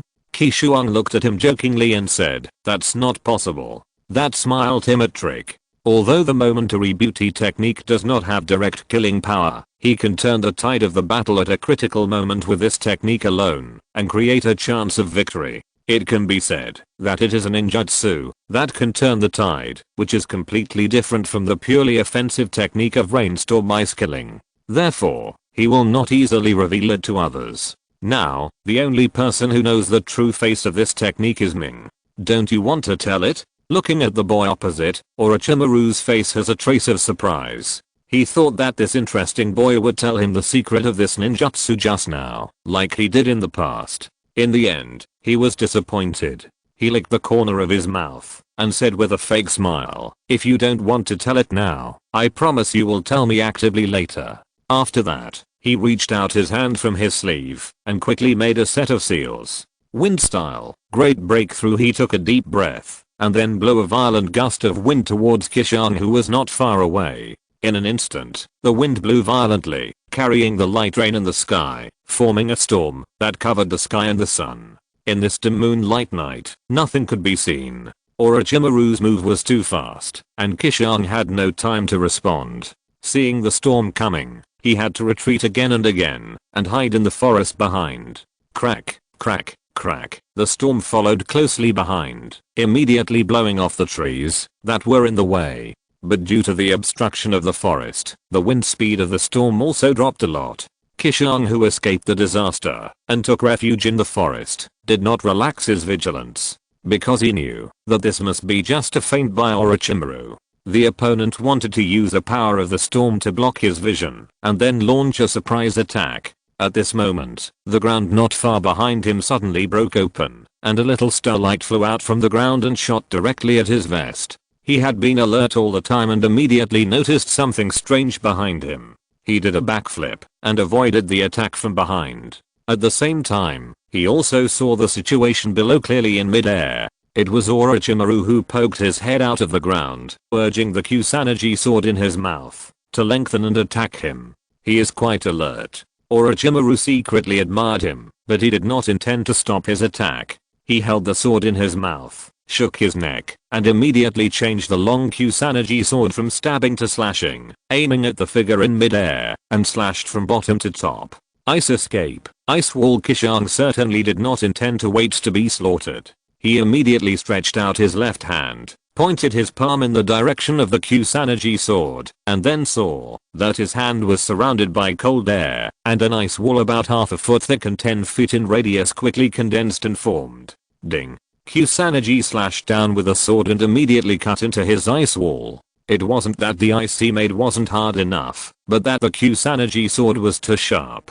Even in the entire ninja world, the Kusanagi sword in Orochimaru's hand was one of the best weapons. But unfortunately, Orochimaru himself was not a ninja who specialized in physical skills, and his use of the Kusanagi sword was extremely limited. Most of the time, he just used the characteristics of the Kusanagi sword's length change to launch surprise attacks. He rarely used the Kusanagi sword to fight his opponent face to face in physical skills. The Kusanagi sword cut through Nana Frost's ice wall, but it couldn't get all the way through, and finally got stuck in the ice wall. His ice wall really couldn't withstand the sharpness of the Kusanagi sword, but Orochimaru himself was not a power type ninja. You know, a sharp divine weapon also needs corresponding strength to better play its role. Although the power of the slash could cut through his ice wall, that was all. Orochimaru's strength was not enough to make the Kusanagi sword completely cut through his ice wall. Boom. While in midair, Qishuang used the power of Kusanagi's sword to cut the ice wall, and immediately abandoned the ice wall and landed on the ground, completely escaping from the predicament. Seeing this, Orochimaru secretly thought it was bad luck. He was just a little bit away from cutting the boy in half, but the ice layer was too thick, which consumed all his strength. Not fighting back when being beaten has never been Qishuang's rule. The moment he landed, he quickly mobilized Ice Attribute Chakra and condensed several half-foot ice cones suspended in the air beside him. Go. With a thought, he immediately controlled the ice cones and shot them at the head, exposed on the ground. When Orochimaru saw this, he immediately retracted his head, leaving only a slowly retracting sword body on the ground. Thump thump thump.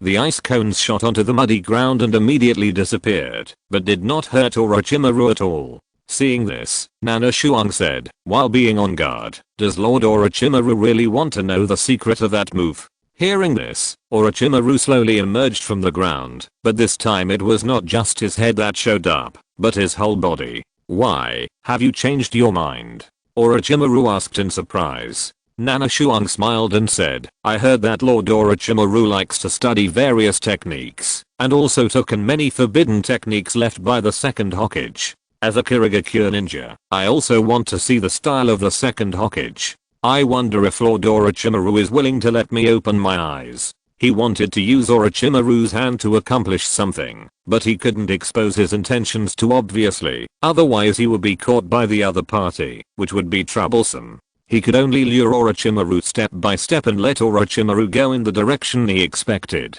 On the other side, Orochimaru was slightly stunned after hearing this, and faintly heard that the other party was trying to use the second Hokage's forbidden techniques. Although the second Hokage was not as powerful as the first Hokage, he was a very creative ninja. After his death, he left behind a lot of terrible forbidden techniques. Orochimaru himself was expelled from the village by the third Hokage because he was obsessed with the forbidden techniques left by the second Hokage and conducted human experiments. Even a ninja of his strength was like this, not to mention the other ninjas who were far less powerful than him. Therefore, after he left the village, many ninjas came to him, hoping to take the second Hokage's forbidden techniques from him. But unfortunately, those guys who overestimated their own abilities were all killed by him. Then, he smiled and said to Nana Frost, "Since you want to see the forbidden techniques left by the second Hokage so much, why don't we make a deal?" Seeing that Orochimaru took the bait, Nana Frost was very happy.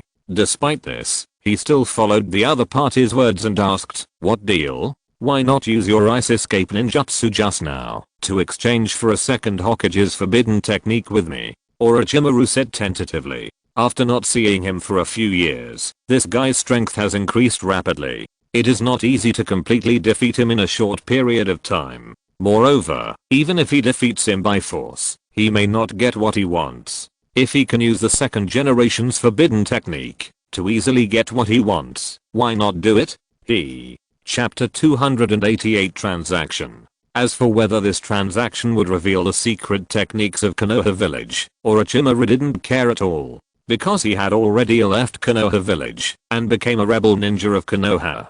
Besides, he would not lose anything by exchanging the second generation's forbidden technique for a technique he had never seen before. It would only enrich his collection. Moreover, judging from the situation just now, the boy's ice escape ninjutsu was very mysterious and of extraordinary value, and it was completely worth exchanging it with the second generation's forbidden technique. Exchange? Qishuang tried her best to suppress the joy in her heart, pinching her chin and thinking seriously, while Orochimaru stood quietly aside, waiting for the other party's answer. If he couldn't exchange the technique by peaceful means, then he could only use force to capture the other party alive first, and then slowly interrogate him. However, he believed that the other party would definitely not refuse his transaction. Because it was obviously not a coincidence that the boy mentioned the second generation's forbidden technique before. On the other side, Qishuang, who had been thinking for a long time, raised his head as if he had made a decision. He said to Orochimaru solemnly, "That technique is my trump card. If I exchange it for a forbidden technique of the second Hokage, I'm at a disadvantage." Lord Orochimaru.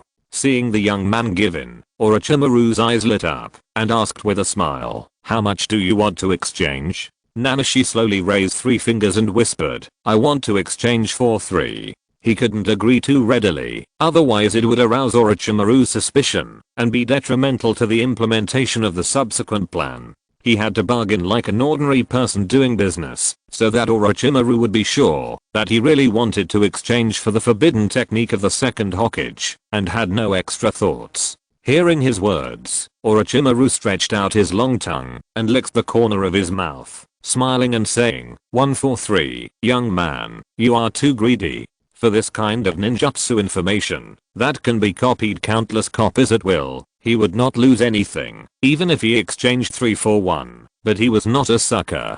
He had all the forbidden techniques left by the second Hokage in his hands. Those are all rare and precious items. Otherwise, they would not have been sealed by the second generation. Exchanging 3 for 1 is really not worthwhile." Then Lord Orochimaru, "What do you think? Should be a fair exchange?" Qishuang said respectfully, as if the two of them were like a master and apprentice who had been together for a long time. 2. Orochimaru stared at him closely and said slowly, "I can give you at most 2 forbidden techniques of the second generation in exchange for your 1 ice escape ninjutsu. If you are willing, we can make a deal now. If you are not willing, then I can only find another way to dig out what I want from your brain." Qishuang smiled and said, "Deal."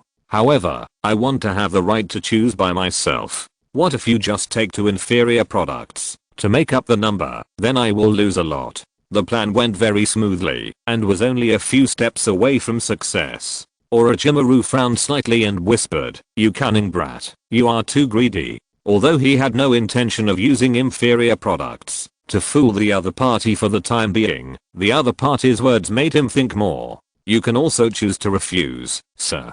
Qishuang's face showed a hint of pride. Seeing that the boy looked like he had taken advantage of him, Orochimaru felt annoyed. If he hadn't thought that he would soon be able to get what he wanted through the transaction, he really wanted to cut this kid into pieces. Okay. In the end, Orochimaru nodded helplessly and said, "But there are too many techniques of the second generation, and I don't have them with me, so I need to write a catalog for you to choose from. I will copy it for you after you choose it." Then, he looked up at the hazy moonlight and the drizzle and continued, "It's impossible to trade today. Let's meet here at noon tomorrow to exchange." Qishuang nodded and said, "Okay, I also need time to copy down what you want. Then we'll see you at noon tomorrow." After saying that, he retreated into the shadow of the woods and turned away quickly. Seeing this, Orochimaru did not try to stop him, but just looked at the direction he left, revealing a thoughtful look. The Kaguya clan is making a big fuss in the Hidden Mist village. Although the situation is chaotic, it is also my opportunity. If I miss tonight, the risk of getting a pure-blooded member of the Hizuka clan will be too great. Thinking of this, he looked in the direction of the fire and made up his mind secretly. He wanted to take advantage of the chaos to seize the pure blood of the Kizuna clan. Then, Orochimaru's white figure disappeared in the forest. On the other side, under the leadership of Shanks and Shenji, the Fukasaku couple went straight to the depths of the Ryochi cave and came to a magnificent temple. There was a huge plaque hanging under the eaves of the temple, with 3 large gilded characters written on it, Ryochi Cave. Although they had never been here, seeing that this temple was similar to the one that enshrined the Great Toad Immortal, they also vaguely understood that the White Snake Immortal of the Ryochi Cave should be enshrined in this temple. "Let's go. The master has been waiting for you inside for a long time." Shanks and Shenji was like a weightless cloud. Under the reflection of the fire on both sides, she floated straight up along the red stairs and continued to lead the way for the two toads. The Fukasaku couple looked at each other and then decisively jumped onto the stairs connecting to the temple. The poor two toads were only a little taller than one step, and it was a bit difficult for them to climb the nearly 1,000 steps of stone stairs. When they climbed to the top of the stairs, they were already panting and sweating profusely. If they hadn't sensed the murderous intent from Shans and Shenji, they almost thought that the other party was going to tire them out before killing them. "Mother of the child, let's go." After resting for a minute, the immortal Fukasaku called his wife and then slowly jumped towards the gate of the temple. "Wait for me," the immortal Shima shouted and immediately chased after him. Then, the two toads entered the temple dedicated to the White Snake Immortal one after another. Unlike the temple dedicated to the Big Toad Immortal, this temple was full of gloom and coldness. Even though the two sides of the hall were full of candles, they still couldn't dispel the fear in the hearts of the couple. Because at the innermost part of the hall, a huge white phosphorus snake was coiled on a huge stone bed, exuding a terrifying and powerful aura. That was the natural energy unique to immortals. Only they, who were also immortals, could truly feel this power that ordinary creatures could not feel. And their fear was precisely due to the oppressive immortal aura on the white phosphorus snake. There was no doubt that it must be the White Snake Immortal. "Hello, White Snake Immortal." Immortal Fukasaku suppressed the fear in his heart and respectfully saluted and greeted the White Snake Immortal. "Hello, White Snake Immortal." Immortal Shima saw it and followed suit. Chapter 289 Thrust Wave. The White Snake Immortal held a pipe in his mouth, coiled on the stone bed, looked at the two toads, and said nonchalantly, "Stop talking nonsense. Just tell me, what does that old guy Gamaru want to do by sending you here?" Gamaru is the real name of the Great Toad Immortal of Meiboku Mountain. To this day, only a few people like the White Snake Immortal know this name.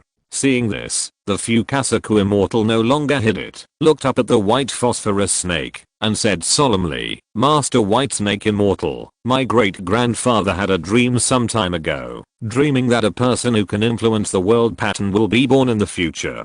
After hearing this, the White Snake Immortal exhaled a puff of thick smoke and said slowly, "Isn't that the child of prophecy that you have been paying attention to in my Boki Mountain? What does this have to do with Arachi Cave?" It has also heard about the dream of the Great Toad Immortal about the child of prophecy, but judging from the content of the other party's prophecy, it really has nothing to do with Arachi Cave. The White Snake Immortal has misunderstood.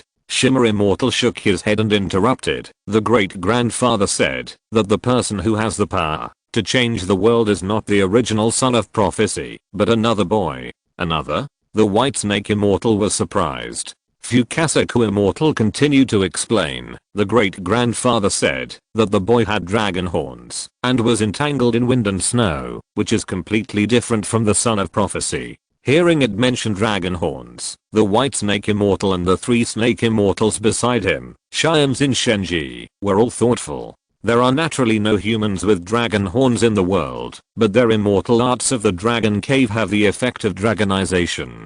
From ancient times to the present, there are many examples of mortals who practiced the immortal arts of the Dragon Cave and grew dragon horns. Obviously, the boy predicted by the Big Toad Immortal was the one who practiced their immortal arts of the Dragon Cave and grew dragon horns. Then, what does that old toad mean by sending you here? The White Snake Immortal continued to ask. The immortal Fukasaku said respectfully, "Grandfather said that it is difficult to tell good from evil, but he has power that ordinary people cannot reach. In order to ensure that the pattern of the son of prophecy guiding the world's general trend is not destroyed, I hope that the immortal White Snake will try not to easily teach immortal arts to humans within the next 100 years. I hope that this will prevent the birth of that boy."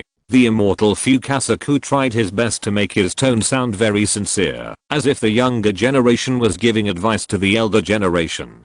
He did not dare to be too tough, for fear of causing displeasure to the immortal White Snake and causing trouble. After all, Miyaboki Mountain and Ryachi Cave originally did not interfere with each other. Now that it has accepted the order of the Great Toad Immortal and sent a message to the immortal White Snake, "Do not teach immortal arts to humans within 100 years. This has already been suspected of interfering in the affairs of Ryachi Cave. If you are not careful, things will get out of control. Is that so?" The immortal White Snake looked at the 2 toads deeply and then said, "Okay, I know. Does the old toad have anything else to tell you?" "No more." The 2 toads shook their heads. "We have passed on the message from the great-grandfather. There are still many things waiting for us to deal with in Miyaboki Mountain. Does the White Snake Immortal have anything to say that we need to help convey?" asked the immortal Fukasaku, looking at the white phosphorus snake, and his farewell intention was very obvious. As if distracted, the White Snake Immortal was stunned by the immortal Fukasaku's question, and then shook his tail tip and whispered, "No, no." Then it looked at the green-haired priestess next to it and instructed, "Tangsen Shenji, you should send them out." "Yes." Shiangsen Shenji walked out of the queue and politely greeted the 2 toad immortals. "Please follow me." Then, it lightly tapped its toes and immediately left the ground, floated up, and slowly floated to the front of the 2 toads to lead the way for them. After the figures of the Fukasaku couple completely disappeared from the hall, a short blue-haired priestess beside the stone bed spoke up. "Master White Snake Immortal, are you really going to follow the advice of the old toad in Miyaboki Mountain and not pass on the magic to humans within 100 years? That was Ichikishimaheim, one of the 3 Snake Immortals of the White Snake Immortal. Hearing this, the white phosphorus snake on the stone bed looked at it deeply and said playfully, "When did I promise not to pass on the magic to humans within 100 years? Did I promise? It seems not." Hearing this, the 2 priestess carefully recalled the conversation between the toad couple and the White Snake Immortal, and then realized that the White Snake Immortal had never promised to follow the advice of the Big Toad Immortal. A young man with the power to change the world is also involved in Ryachi Cave. It's such an interesting thing. Why don't we participate? Looking at the dome of the temple, the White Snake Immortal said meaningfully, "It has lived for thousands of years and enjoyed everything it should enjoy. The long life of a snake is really boring. all day long. It spends its days sleeping and practicing. Now that it has finally come across such an interesting thing, how can it bear to give up? It wants to see what kind of storm the young man with the power of Ryuchidan will stir up, and what kind of changes will it bring to the world. Therefore, not only will it not agree to the proposal of the great Toad Immortal, it will also take the initiative to teach immortal arts to humans and promote the birth of that person. Your Excellency is right. It is such an interesting thing to change the world pattern. Why can't we, Ryuchidan, have a hand? The old toad of Miyaboki Mountain is too nosy. We just can't let it get its wish. Ichikishimaheim smiled like a flower.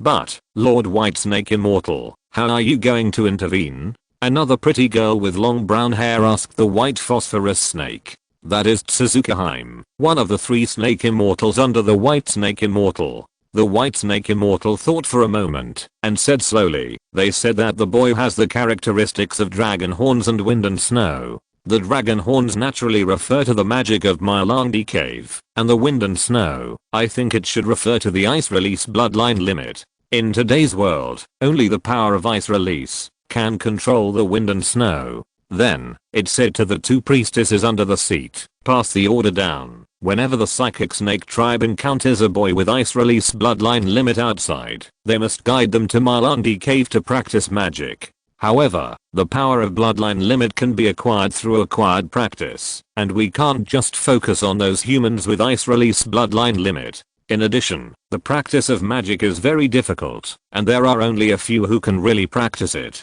We still need to cast a wide net and sow more seeds. For those young people who are eager for power or have good talents, they should also be guided to Mylandi Cave to practice magic. After hearing what the White Snake Immortal said, Princess Tuanjin tried to ask, Sir, then, should we continue the test of those who come to practice magic as usual? After all, Mylandi Cave is not a vegetable market for humans, and not everyone can enter, and the magic is not an ordinary technique, and not everyone can practice it. Therefore, Mylandi Cave has set up a set of rules to test those who practice magic. Those who succeed will naturally have the opportunity to get the guidance of the White Snake Immortal to practice magic. Those who fail will only be eaten by the 3 Snake Immortals. Continue, why not? Otherwise, what kind of place have they made of Mylandi Cave? The White Snake Immortal said to the pretty brown-haired witch with confidence. Soon after, the White Snake Immortal's order spread throughout the entire Psychic Snake clan. You must be wondering how to get to Mylandi Cave, right? Chapter 290 Muddy Waters. On the other side, Nana Qishuang returned to the Hidden Mist village in a good mood. Because he had already got what he wanted most. In the village, the turmoil caused by the Kirigakure clan gradually subsided, and only a few places could still hear the commotion of fighting.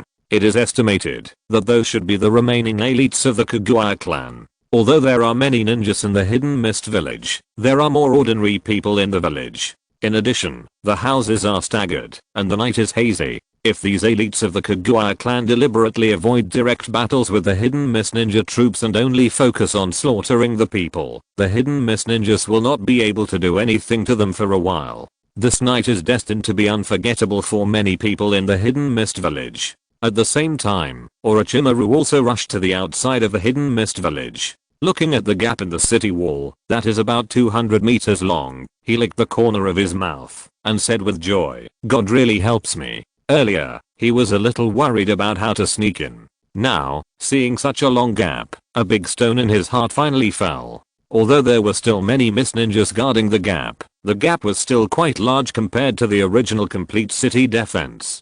This was his opportunity. Thinking of this, he exclaimed sincerely, the Hyuga clan is worthy of its reputation.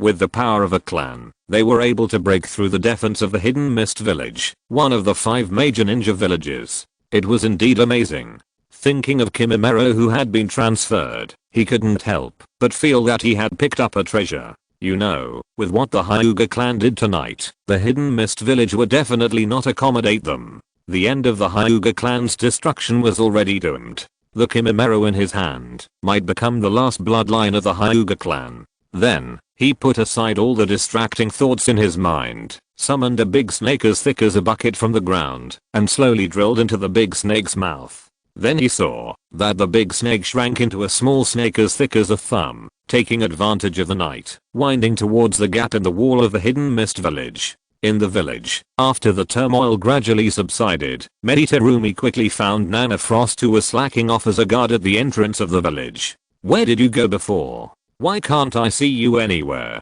the girl asked in a pretended angry manner. Nana Frost smiled and replied, "Someone escaped from the hidden mist village before, so I chased him out." He didn't plan to tell him about the meeting with Orochimaru for the time being. Terumi listened with a look of sudden realization and said, "No wonder we can't find you in the village." After that, she stood together with Nana Frost very naturally and acted as a temporary guard. Of course, she wanted to slack off more, as it had been so much trouble in the middle of the night, and her body was really a little bit exhausted. Besides, there were still many mist ninjas in the village, who were responsible for clearing out the Kaguya clan, and even many mist ninjas who had not received the task also spontaneously joined the ranks of the clearing personnel. At the moment, there was no shortage of her combat power. For the sake of her own skin, she felt that she should relax appropriately. On the other side, after being brought into the hidden mist village by the summoning snake, Orochimaru asked the summoning snake to find a dark corner to release him. Then, he made a seal with one hand and shouted softly, "Change." A white smoke rose from his feet, and he used the transformation technique to transform into the appearance of Nanami. "Boy, let me borrow your identity for a while." Hehe. With two sneers, he quickly rushed into the dark night, following the map of the hidden mist village drawn by Kabuto in his mind, and rushed straight to the residence of the Hazuki family. Because everyone was busy clearing out the Kaguya clan, no one deliberately came to question him, the young mist ninja who was quickly shuttling around the village. Just think that he was a companion who was in a hurry to go to a certain place for support. Soon, Orochimaru followed the guidance of the map and came to the residence of the Hazuki clan.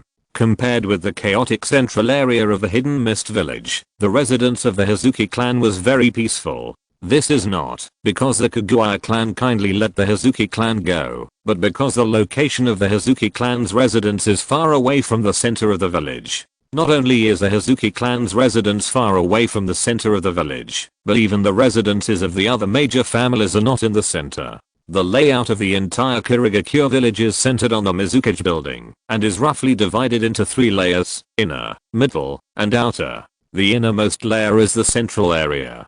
But the central area is only a small area after all, and it is not realistic to cram hundreds or thousands of people from several major families into it. If someone is left outside, they will definitely be dissatisfied and conflicts will arise. Therefore, when the first generation built the village, the central area was left to the general public, and the locations of the major families were arranged in a layer outside the central area, in the middle layer of the overall layout of the Kirigakure village. Although the middle layer is not the closest to the center of the village, it is not too bad, and it is just right for accommodating the major families. Originally, the direction from which the Kaguya clan attacked was right next to the residences of the Snow clan and the Wind clan, but unfortunately, these two clans had been completely wiped out. Without the obstruction of the Snow clan and the Wind clan, the Kaguya clan marched straight in and almost reached the Mizukage building. The residence of the Hazuki clan was located on the middle floor of the village, on the right.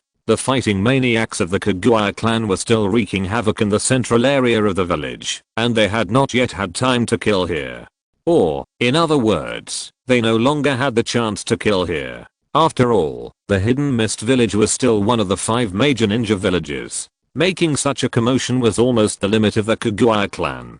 Finally here, looking at a magnificent mansion not far away, Orochimaru showed a wicked smile. That was the mansion where the head of the Hazuki clan lived. However, he did not approach rashly, but just looked at it from a distance. Because according to the intelligence records left by Kabuto Yakushi, there were many secret guards outside the mansion of the head of the Hazuki clan all year round. After finding all the sentinels hidden around the mansion, he quietly released his psychic snake. The water transformation technique of the Ghost Lantern clan is indeed very tricky, but there are some things they are still not immune to. For example, his snake venom.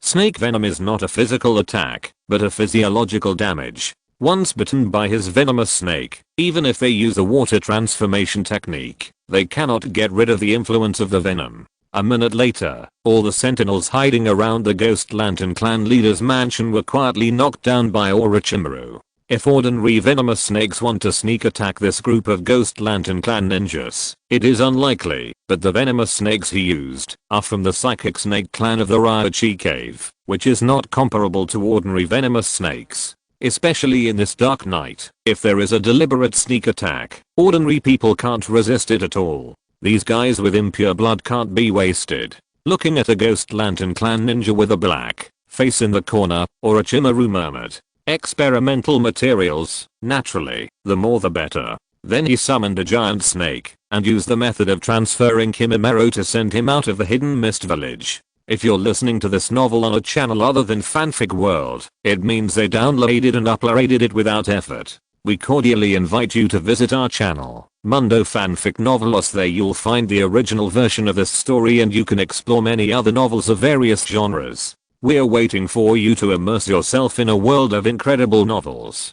Chapter 291, Fishing. After some operations, all the sentries that had been knocked down around were sent out. Orochimaru found a blind spot for the sentries and quietly slipped into the mansion of the leader of the Hazuki clan. At this time, the mansion was brightly lit. Because of the chaos created by the Kaguya clan, no one could sleep peacefully. Hearing the shouts and screams coming from not far away, many servants in the corridor were frightened, and even the guards in the courtyard looked nervous as if they were facing a great enemy.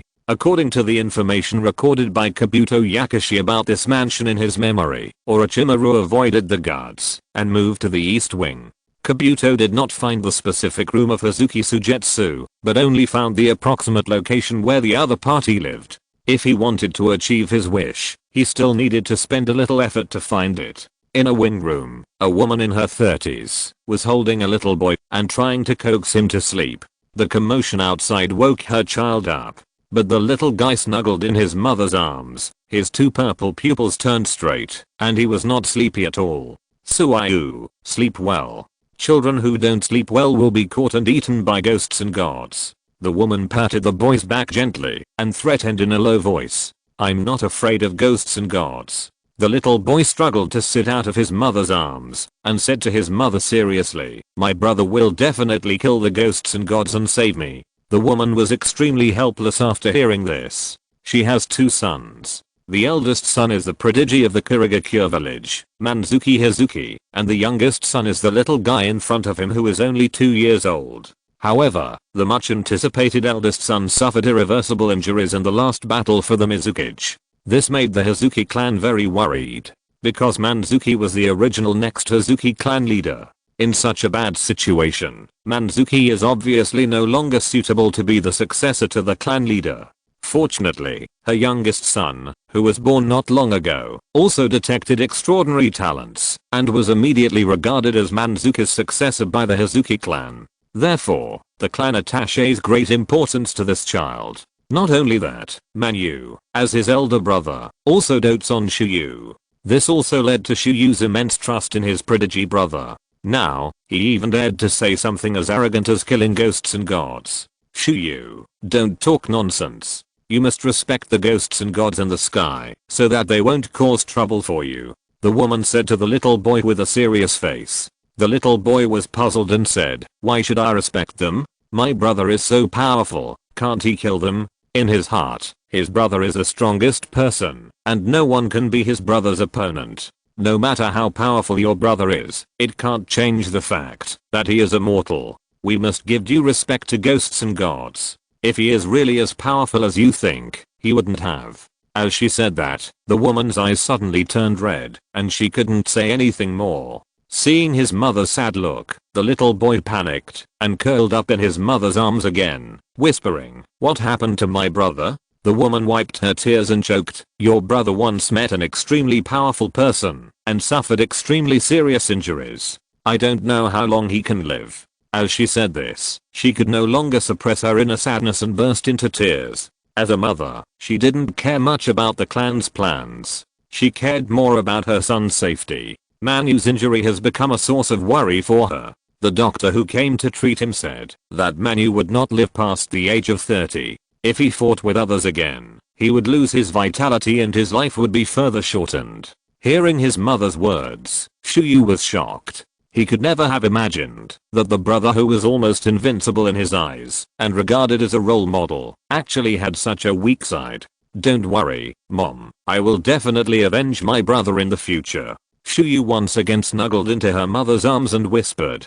It seemed that his words had an effect, and he suddenly felt that his mother's sobbing stopped. At this moment, a faint hoarse voice appeared in the room. If you want to defeat the person who defeated your brother, it is not enough to rely on the training of the Kizuki clan alone. Why don't you come with me, little guy? Hearing this sudden and unfamiliar voice, Shuayu's hair stood up.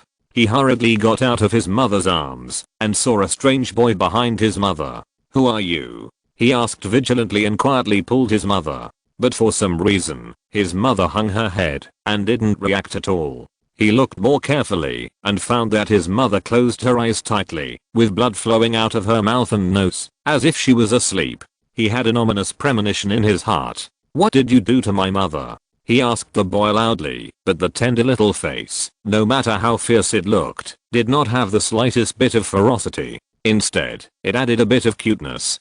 Shh, what do you want to do? My brother is very powerful. If he knew you were bullying me, he would cut you into pieces. Shuayu threatened the strange boy loudly and shrank into his mother's arms. Although his mother had stopped moving, he still instinctively felt that his mother's arms were the safest place.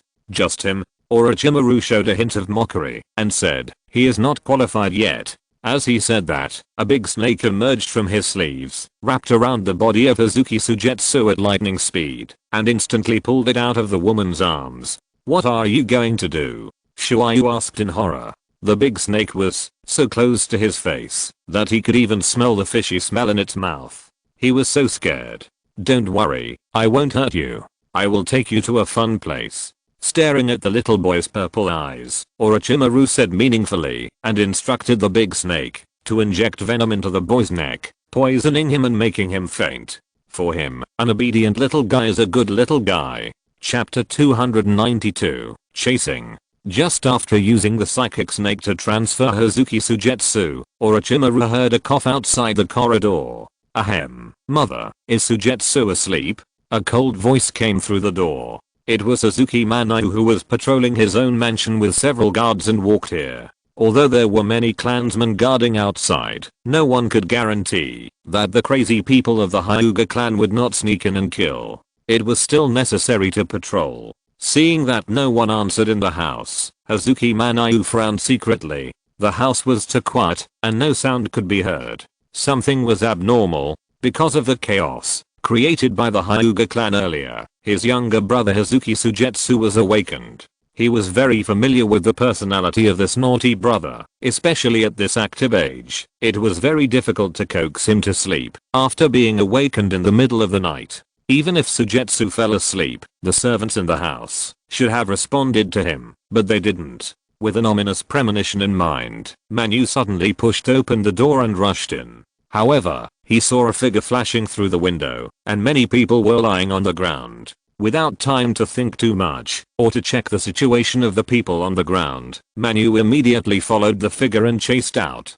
No matter what, he had to catch this uninvited guest first. It all happened too suddenly, and when several guards reacted, only the people lying on the ground were left. After chasing out of the room, Manu found that the uninvited guest was a Mist Ninja boy. However, the other party was very fast, and he tried his best, but just barely caught up with him. In a few blinks of an eye, the two rushed out of the mansion of the head of the Manu clan. Who are you, and why are you in my Manu family? Manu asked loudly while chasing. Looking at the boy who was chasing him closely, Orochimaru praised him sincerely. Looking at your sickly appearance, you can still barely keep up with my speed. It's really surprising.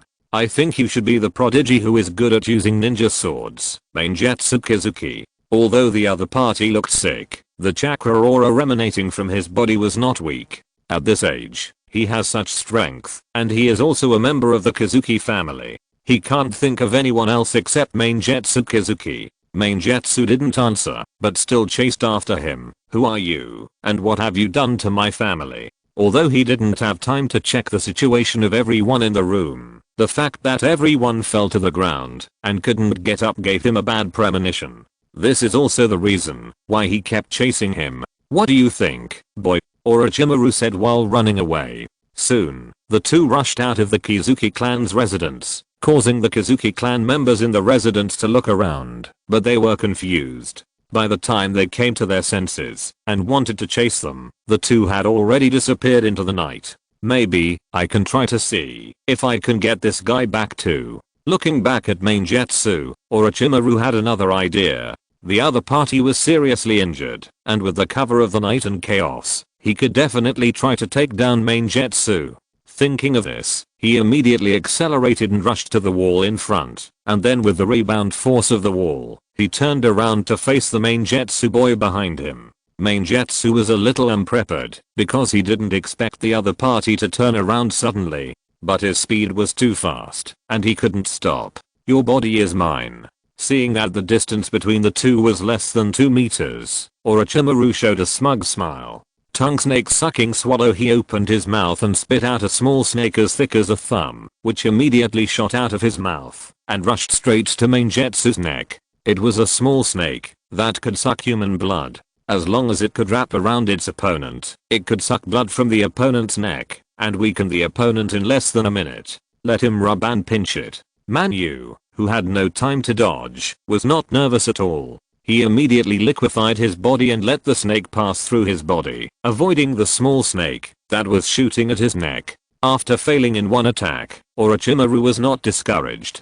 The water transformation technique of the Kizuna clan was particularly difficult to deal with. He had experienced this on the battlefield, so he did not expect to be able to take down his opponent in this way. At the same time, Manu, who avoided the opponent's surprise attack, also launched a counter-attack. He took advantage of the impact of the two people to stick his liquefied body to the opponent's body and transformed his body into a huge water bowl to cover his head, completely isolating the opponent from the air. In just a few minutes, he could use his liquefied body to suffocate the opponent and let him slaughter him.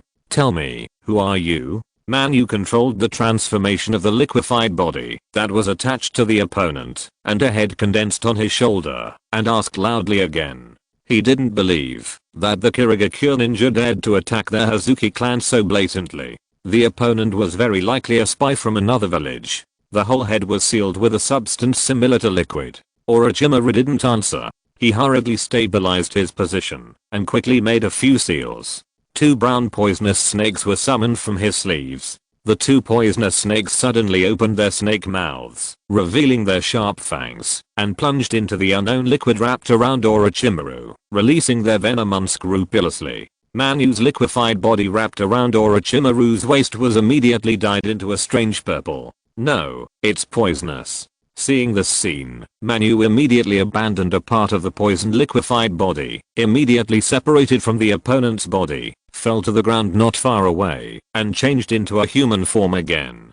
Fortunately, not too many parts of the poisoned liquefied body were damaged, so there was no need to worry about serious damage to the body. You are not a Kirigakure ninja, you are a rebel ninja from Konoha, Orochimaru. Looking at the calm boy opposite, Manu said what he was thinking with a serious face. As far as he knew, no one in Kirigakure was good at using the summoning snake. Even if he looked at the entire ninja world, only Orochimaru from Konoha village was good at using this method. Although he didn't quite believe that the legendary ninja would appear here, Manu still concluded that the person in front of him was Orochimaru. Then, he quickly took out the contract scroll from his pocket, summoned the long sword sewing needle, and carefully deployed a defensive posture. Seeing that his identity was exposed, Orochimaru pinched a seal with one hand, and lifted the transformation technique on his body. After a burst of white smoke, he revealed his original appearance with white robe, long hair, and purple eyeshadow.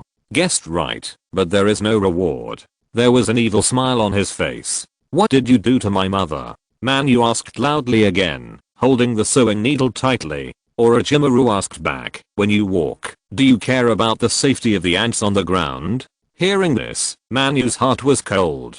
His mother was not a ninja, but just an ordinary person.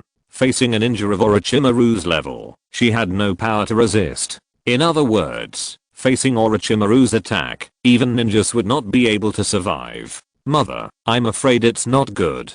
Chapter 293 Hard to eat. Ahem. Manu covered his mouth and coughed twice, staring at Orochimaru, with a murderous look on his face. If that's the case, then you can leave your life behind. After that, his figure disappeared instantly. Orochimaru only felt a black figure, like a ping pong ball bouncing left and right in the cracks, passing by the eaves, walls, and ground around him at a high speed.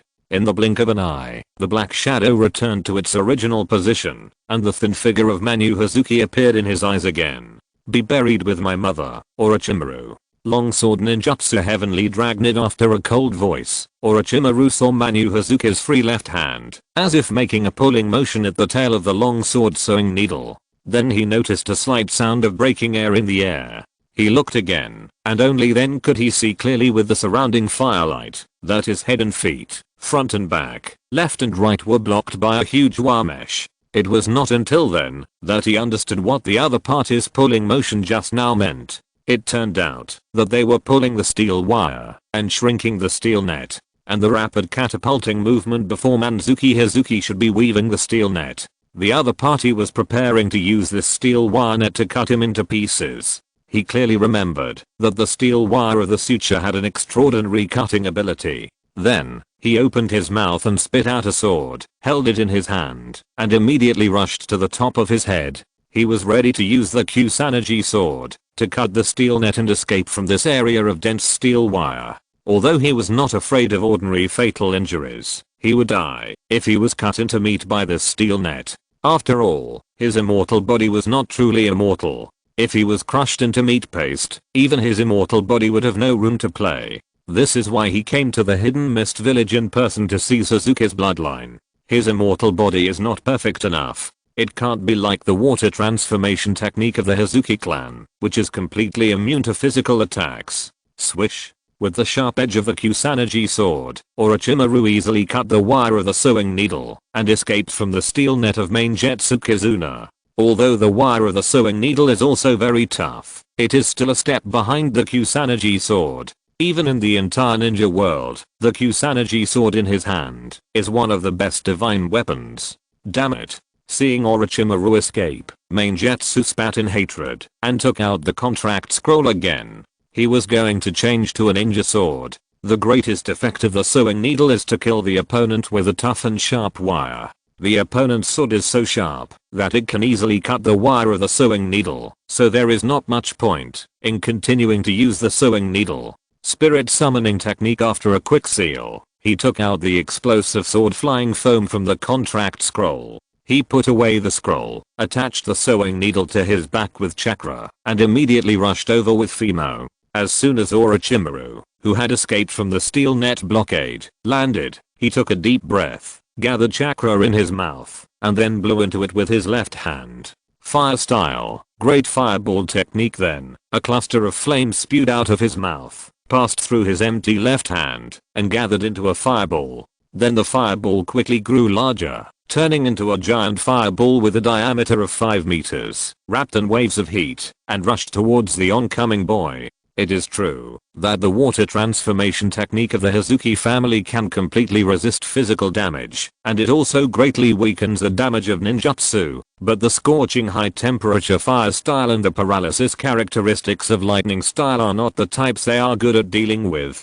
Seeing that the giant fireball was blocking the way, Manu did not dodge or avoid it, and while forming a seal, he slowed down to meet it. Water style, water dragon bullet technique. When the fireball was less than 1 meter away from him, his ninjutsu was finally completed. Behind him, a column of water surged up, quickly transformed into a dragon shape, and leaped over his head, rushing towards the giant fireball in front of him. Hiss. With the hissing sound of water vapor being evaporated by high temperature, the giant fireball was instantly dispersed by Manu's water dragon, and the dancing sparks dissipated in the air in the blink of an eye. The water dragon, which had lost a lot of weight, rushed towards the man in the white robe holding a sword behind him with unstoppable power. I'm waiting for you.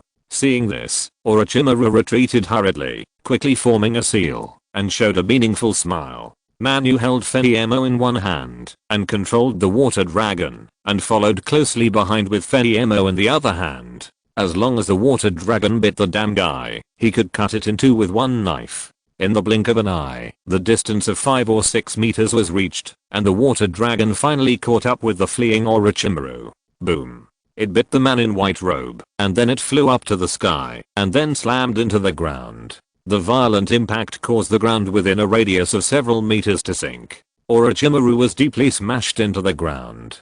Taking advantage of the moment, when his opponent was suppressed by the water dragon, Manu rushed up at an accelerated speed. He wanted to kill Orochimaru with one sword.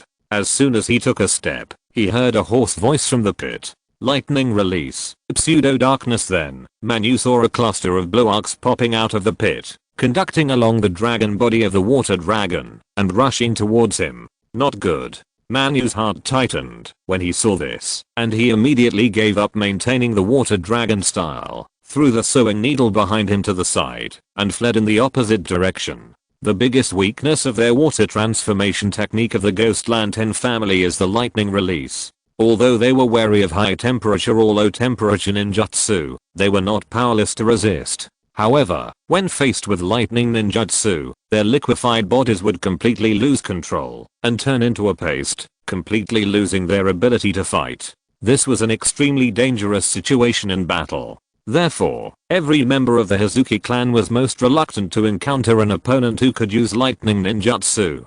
Boom. The water dragon, which had lost the control of the caster, could no longer withstand the attack of the strong current, and was immediately shattered into a sky full of water splashes. But the current was extremely fast, and had already reached the end of the water dragon as soon as it collapsed. The strange thing was that most of the surging current rushed to the end, where the needle was, and only a small part was aimed at Hazuki Manayu, who was nearby. Orochimaru, who was soaked, walked out of the pit with difficulty, and was about to harvest the spoils, but found that Hazuki Manayu did not turn into a paste without any resistance as he had imagined, but was just panting heavily, and his condition was somewhat reduced. How is it possible? He was a little surprised. He was naturally very aware of the weakness of the Kizuna family's water transformation technique. Therefore, he had decided early on to use the tactic of using lightning escape to defeat the opponent. The earlier fire escape was not only intended to test and suppress the opponent's mind, but also to lure the opponent to use water escape. The purpose was to allow his lightning escape to use the opponent's water escape as a guide and completely hit the opponent. Unfortunately, the result was not as he wished. Chapter 294 ending. With such doubts, Orochimaru took 2 steps forward and just walked out of the area destroyed by the water dragon. Suddenly, he found that there seemed to be something glittering on the ground on the right side. Looking closely, he saw that the long sword sewing needle was lying on the wet ground not far away. It was the silver blade of the sewing needle that reflected the surrounding firelight, which emitted brilliance in the dark night. Not only that, he also saw that at the end of the sewing needle, there was a long steel wire dragging on the ground, stretching into the distance. So that's it. Seeing the steel wire, he finally understood everything.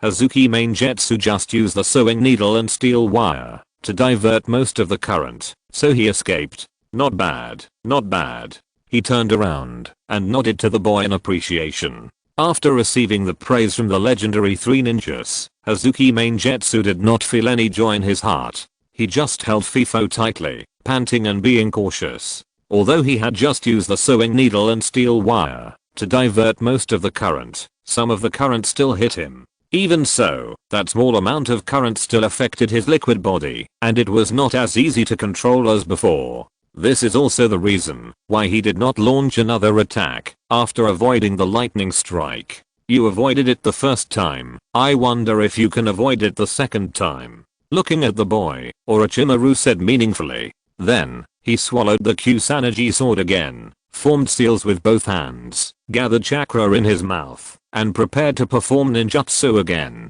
At this time, a series of dense footsteps and anxious calls came from not far away. Manu-sama, Manu-sama. It was the ninjas of the Hazuki clan who followed the footprints of the 2 people. I'm here. Manu shouted happily. Hearing his response, all the Hazuki clan ninjas followed the sound and rushed over. Seeing this, Orochimaru reluctantly loosened his fingers, swallowed the chakra in his mouth, and said unwillingly, "You are lucky this time, kid. I hope we will have a chance to meet again." After that, he quickly retreated into the shadow of the house next to him, and disappeared completely on the battlefield. He did not take the reinforcement of the Kirigakure clan seriously. He was worried about the Kirigakure village. Judging from the current situation, he could not subdue Kirigakure main Jetsu in a short time. In addition to the arrival of the Kirigakure clan reinforcement, it would take longer to subdue Kirigakure main Jetsu. And the longer the time dragged, the more dangerous it would be for him. After all, this is the Kirigakure village, one of the 5 major ninja villages. In addition to the Kirigakure clan, there are many Kirigakure ninjas. Once the Kirigakure reinforcement arrive one after another, he will be caught in an endless battle. By then, I'm afraid he will not be able to leave. Now that he has captured Kirigakure Sujetsu, his goal has been achieved, and Kirigakure main Jetsu is dispensable.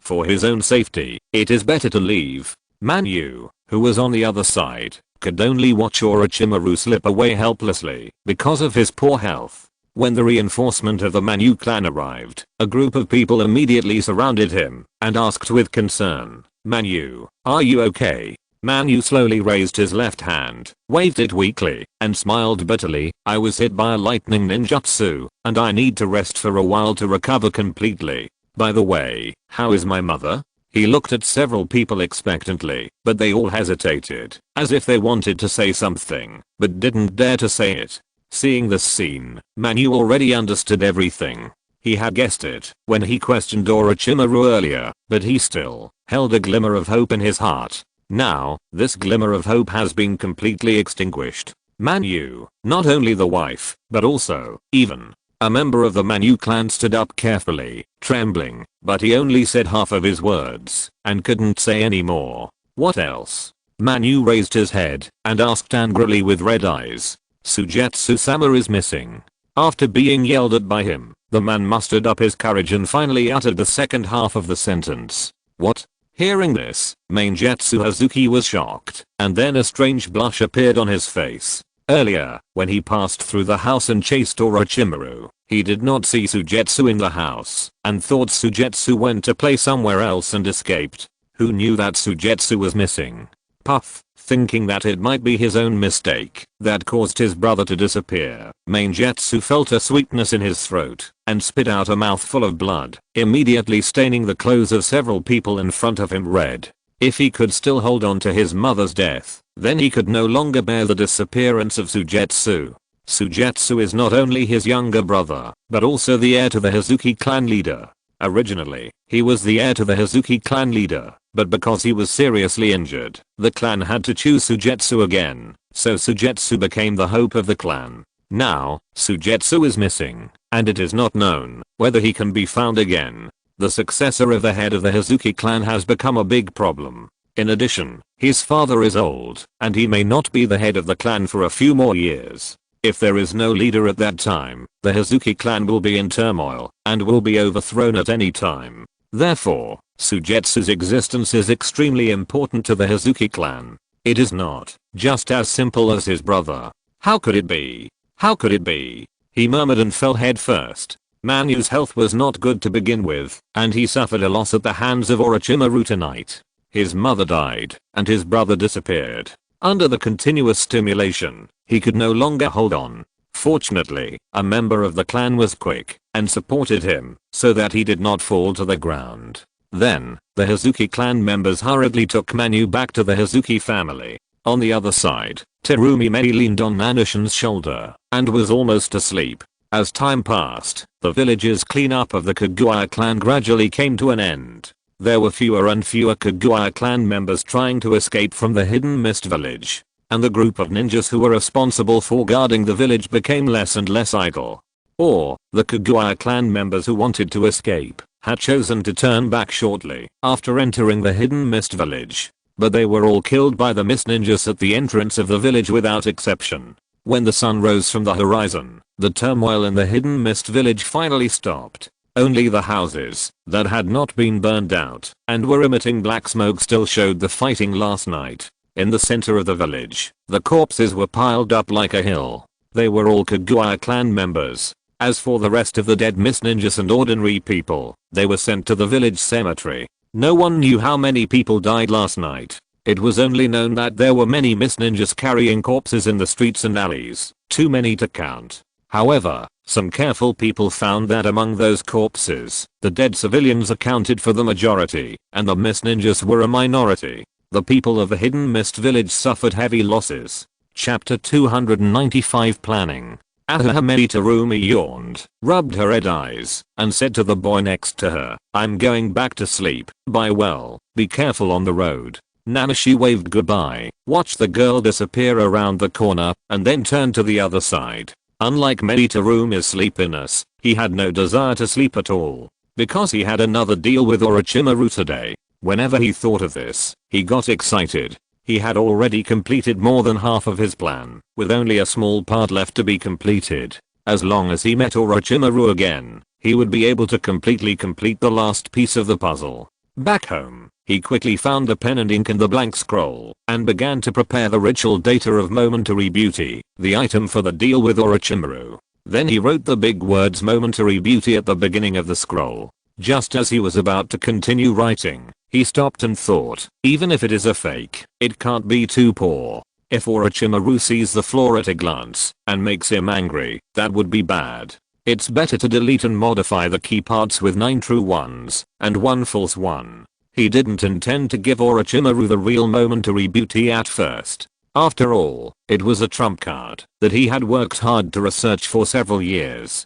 If he gave it to Orochimaru like this, it would be too cheap for him. Although Orochimaru didn't have the ice escape bloodline limit and couldn't practice his momentary beauty, Orochimaru could find a bunch of ice escape test subjects to practice his technique and then study it from the side. This means that his trump card is likely to be leaked to a third party. In addition, Orochimaru himself is a ninja with great research talent. Although Nanashiro himself has no way to crack momentary beauty for the time being, it is not impossible for Orochimaru to research the method to crack momentary beauty according to the information he provided. If he meets the other party again in the future, it will be a big trouble. In addition, he has already completed most of the planned goals, and this last small part does not have to be completed. Whether the transaction is successful or not is not particularly important. Therefore, he did not intend to give Orochimaru the real momentary beauty technique. Then, he began to write down the training information of momentary beauty.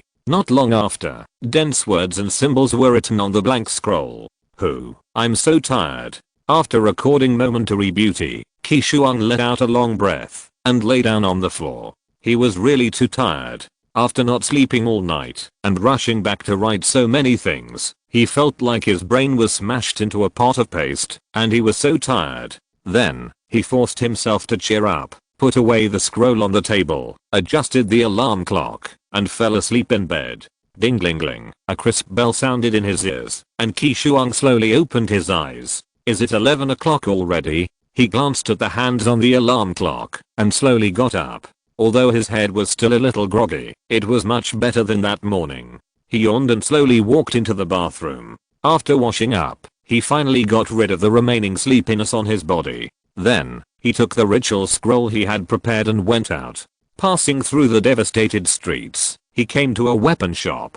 This was the 5th weapon shop he was looking for. The previous 4 weapon shops were all destroyed in the turmoil last night. God knows when they can reopen. Fortunately, this 5th shop did not disappoint him. Although the facade was severely damaged, it was well preserved overall, and the owner of the weapon shop did not close down. He walked in slowly. "Miss Ninja, what would you like to buy?" Seeing a customer coming to the door, a man with a bandage on his arm greeted him attentively. "You're injured like this, but you still don't forget to do business?" Qishuang glanced at the bandage on the other person's arm, and joked with a smile. The bandage was very new, and it should have been tied recently. "I think the owner of the weapons shop was injured in the turmoil last night." "You are joking. If we don't open the shop, what will our family eat?" the boss said with a smile. "The whole family depends on this shop for their livelihood." If he had no choice, he would not close the shop. Fortunately, God still favors him. Last night, he only suffered some minor injuries on his arm, and the shop was basically intact. Compared with other colleagues who destroyed their shops or lost people, he is much luckier. Give me a few sealing talismans, you should have them here, right? Qishuang said to the boss with a smile. If there are none here, then he can only go to the village armory to ask. Sealing talisman? Hearing this, the boss pinched his chin with his only intact right hand and thought for a while, then said, few people buy this thing, so we don't have many in stock in our store. I don't know if it's still available now. I'll go and find it for you. If it's really not available, I can only say sorry to you. After that, the owner of the weapon shop hurriedly turned into the inner hall. Qishuang waved his hand and shouted, it's okay, forget it if you can't find it. About 10 minutes later, the owner of the weapon shop ran out of the inner hall with a look of joy on his face. Sir, I found what you want. He waved a few pieces of talisman paper in his hand. It seems that I'm lucky. Qishuang said with a smile. Yes, sir, you are really lucky. I found these 3 sealing talismans hidden in the corner. As he said that, the boss happily handed over the talisman paper. Although few people use materials such as sealing talismans, they are not cheap. Just these 3 wrinkled talisman papers can be used to sell a bunch of kunai and shuriken. How much is it in total? Qishuang asked nonchalantly, gently putting the talisman paper into his pocket. 300,000 taels. Wiping the sweat from his forehead, the owner of the weapons shop said cautiously. It's really not cheap. Qishuang smiled bitterly. The seal talisman is a very limited use and is not easy to make. Although he has never bought one, he still guessed that the price is not cheap, but he didn't expect it to be so expensive. On average, one piece can be sold for a price of 100,000 taels. If he didn't know that the weapons and supplies were strictly controlled by the village and no one dared to bid at will, he almost thought that the store owner was deliberately cheating him. He didn't want to spend this money in vain, but he couldn't not buy this thing, because in his next plan, he just happened to use the sealed talisman. This money still has to be paid. Money can be earned again, but some things are hard to get back if they are missed. Helplessly, he gritted his teeth and paid the bill of 300,000 taels. Sir, take care. Welcome back. Finally, with the boss's farewell voice, Qishuang left the weapons shop. Chapter 296 Obvious. The scattered wall fragments at the entrance of the village have been cleaned up, but the nearly 200-meter long gap has not been filled. After all, it is not an easy task to repair such a long section of the wall. Whether it is a selection of materials or the mobilization of manpower, it takes a lot of time. Creation is far more difficult than destruction. Are you going out, sir? Seeing him walking towards the entrance, a mist ninja in charge of guarding greeted him enthusiastically. Well, go out to do something.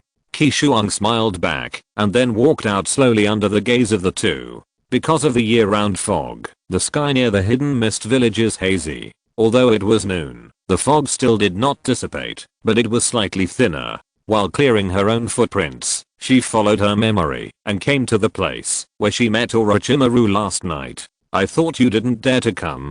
With a hoarse voice, Orochimaru, dressed in a white robe, turned out from behind a big tree. The forbidden technique of the second generation is worth my risk to meet you again, sir. Qishuang said very humbly. Where is the thing I want? Orochimaru stared at the boy and asked impatiently. He really wanted to get that unknown ice escape ninjutsu.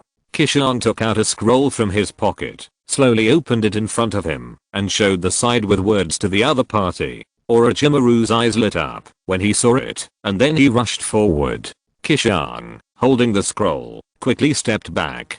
Orochimaru, who was about to take it in front of him to take a closer look, immediately pounced on it. You.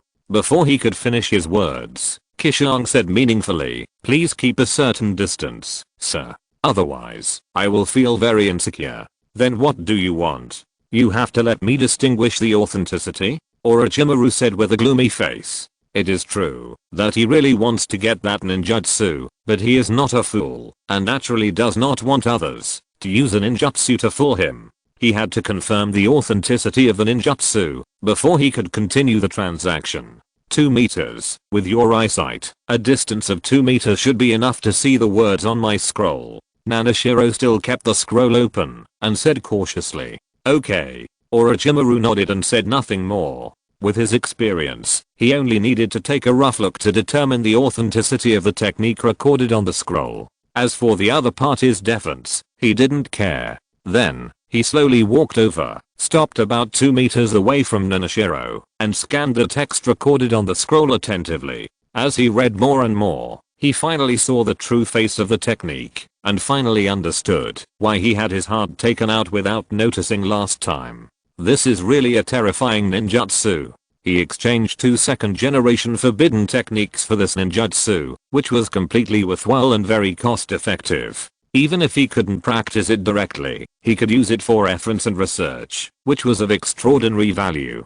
Just as he was getting more and more absorbed in the reading, he felt a flash in front of his eyes, and the scroll was immediately collected. He raised his head and was about to lose his temper, but met Qishuang's teasing eyes. "You have seen my sincerity, Lord Orochimaru. How about your sincerity?" Putting the scroll back into his pocket, Qishuang said with a smile on his face, feeling very good. The more the other party values his technique, the smoother his plan will be implemented. Seeing this, Orochimaru took out a scroll from his pocket with a dark face and threw it straight over. If he was not completely sure that he could defeat the other party, he would have already started to snatch it. Seeing him throw the scroll so straightforwardly, Qishuang was a little surprised, but still reached out to catch it. He quickly stepped back a few steps, took a few deep breaths, and after calming down his excitement, he opened the scroll with trembling hands. Water style, water break wave multi-multiplication detonation talisman multiple shadow clone technique. There was only a long list of names of techniques listed on the scroll, but there was no specific way to practice it, only a few simple instructions. "What does this mean, Lord Orochimaru?" Nana Frost narrowed her eyes and said coldly to the man in white robes not far away. "There are many techniques left by the second generation. I can't write them all down one by one and let you choose slowly. I can only write a list for you first. When you have completely selected a technique, I will write it down for you." With his hands folded across his chest, Orochimaru said very calmly, "Okay, I will choose what I want now." After a difficult decision, Nana Frost said, "I want multi-multiplication detonation talisman." His eyes swept to the end of the list, but he didn't see the name of the technique that should appear here. "What else?" Orochimaru asked impatiently. At this moment, he just wanted to complete the transaction between the two of them as soon as possible and get the technique called Momentary Blossom in his hands. Nanashiro put the scroll away, threw it over again, and said slowly, "I heard that the second generation Hokage once left a magical ninjutsu that can revive the dead. Why is it not in the catalog of this scroll?" Hearing this, Orochimaru suddenly realized that the other party came prepared, and his real purpose was that ninjutsu. If not, how could a Kirigakure ninja know the existence of the ninjutsu that can revive the dead? You know, when the second generation Hokage was alive, the ninjutsu was not really completed. It was only a rough framework that was banned by the first generation Hokage. Therefore, even in Konoha village, few people knew about the existence of this ninjutsu. Although he didn't understand where the other party got the news of the ninjutsu, the other party mentioned this ninjutsu, and his purpose was already obvious. However, he didn't care, because he didn't really intend to hand over the second generation's technique intact. Then, Orochimaru said that jutsu is called immortal reincarnation. But when the second Hokage was alive, it was not completely completed, it was only a semi-finished product. That's why I didn't add it to the catalog. Why, do you want it? Nana Frost smiled and said slowly, "The second Hokage did not complete that jutsu, but I heard that Lord Orochimaru has initially completed that jutsu. You are well informed." Orochimaru looked at the boy deeply and was surprised. Although the immortal reincarnation technique is said to be able to revive the dead, it is not a real revival, but just an exchange of life for life. The life of the living is exchanged for the reappearance of the dead. Therefore, practicing the immortal reincarnation technique requires a large number of experimental subjects. It was precisely because of the disappearance of a large number of people that his human experiments on forbidden techniques were exposed and discovered by the third Hokage, and he was expelled. Fortunately, at that time, he had initially completed the immortal reincarnation, and the large number of experiments were not in vain. We are not children anymore. How can the transaction be so honest? Without trust, it is normal for you to cheat me, and I to cheat you. If everyone thinks that Nana Frost can get the immortal reincarnation by exchanging, then they underestimate Orochimaru. Chapter 297 Selfishness. I can give you the impure world reincarnation, but this jutsu is only preliminary and there are still many problems to be solved. I can't guarantee that you can practice it after you get it. Orochimaru said meaningfully. Is that so? Nanashiro showed a hesitant look on his face. After a consideration, he tentatively said, can Lord Orochimaru demonstrate it to me in person? I want to judge whether I need to choose the impure world reincarnation based on the actual situation. No problem. Orochimaru licked the corner of his mouth, stared at the boy and said, but to perform the impure world reincarnation, you need a living body as a sacrifice and a biological intelligence of the deceased. You still need to prepare these things yourself. Nanashiro nodded and said solemnly, then I will prepare it now. Seeing that he was about to leave, Orochimaru said immediately, okay, while you are preparing, I will first write out the multiplication detonation talisman and the immortal reincarnation. Then, after a few rises and falls, the boy disappeared from his sight. The impure world reincarnation requires biological information of the living and the dead as sacrifices. Qishuang knew this from the beginning, but he did not prepare in advance. The deliberate mention of the impure world reincarnation technique itself made Orochimaru very suspicious. If he prepared so thoroughly, Orochimaru would definitely see that he had other plans. At that time, it would only increase the variables. Therefore, even if he knew that the impure world reincarnation required these things, he had to pretend that he knew nothing and prepare them without any effort. This was the only way to dispel Orochimaru's doubts and let him perform the impure world reincarnation technique without any defense under his temptation. Not long after, the village in trance with broken walls appeared in front of him again. Qishuang returned to the hidden mist village. He did not have the habit of killing indiscriminately, so he would not casually catch someone in the wild as a living sacrifice for the impure world reincarnation. He wanted to go to the village prison and get a death row prisoner out. Those guys would die sooner or later, and he would not feel any burden to take one as a living sacrifice. As for whether those death row prisoners were innocent and lucky people caught by the Kirigakure, he didn't care. Because after entering the Kirigakure prison, basically no one can come out alive. The fate of these people is already determined. Whether they are good or evil, it has no meaning. Soon, he found King in the Mizukage building. Captain, do me a favor. Pulling the masked man aside, Qishuang said to him with a flattering smile. What do you want to do? King looked at the boy in front of him helplessly. Since he took the position of the assistant to the Mizukage, this kid has come to him every now and then, using his authority to often do some things that abuse his power for personal gain. It can be said that he has squeezed the power of the assistant to the Mizukage to the fullest. Fortunately, although this kid abused his power for personal gain, he didn't deliberately make it difficult for him. Every time he came to ask for something, it didn't exceed his bottom line, so he was happy to open the door of convenience. The other people in the Mizukage building had some complaints, but they didn't object obviously. After all, everyone has relatives and friends, and they have all done a lot of things to abuse their power for personal gain in private. I want a death row prisoner, Qishuang whispered to King. Why? King frowned and asked. It was just a death row prisoner. With his power, it would be easy to get him, but he had to ask for a reason for everything. Qishuang couldn't ask for it, and he would give it to him without a reason. I want to do an ninjutsu experiment on a living person, Qishuang said, scratching his head while staring at the captain's exposed single eye. Of course, after the experiment, I will completely clean up the death row prisoner and leave no one alive, he added. Ninjutsu experiment? Looking at the eager boy, King thought for a while and said helplessly, wait for me here, I'll write you a warrant. After that, he slowly walked to the nearest desk. After a while, Qishuang saw King coming over with a document. Here, this is what you want, King said softly, slowly pulling out a page from the document and handing it over. Thank you, Captain. Qishuang happily accepted the warrant and thanked him repeatedly. Don't forget to clean up the matter. King solemnly instructed. Well, I remember it. Waving goodbye to the captain, Qishuang immediately left the Mizukage building and went straight to the Kirigakure prison. Before he approached the entrance of the prison, he was stopped by two masked Kirigakure. The prison is a restricted area. You are not allowed to approach it casually, one of them said coldly.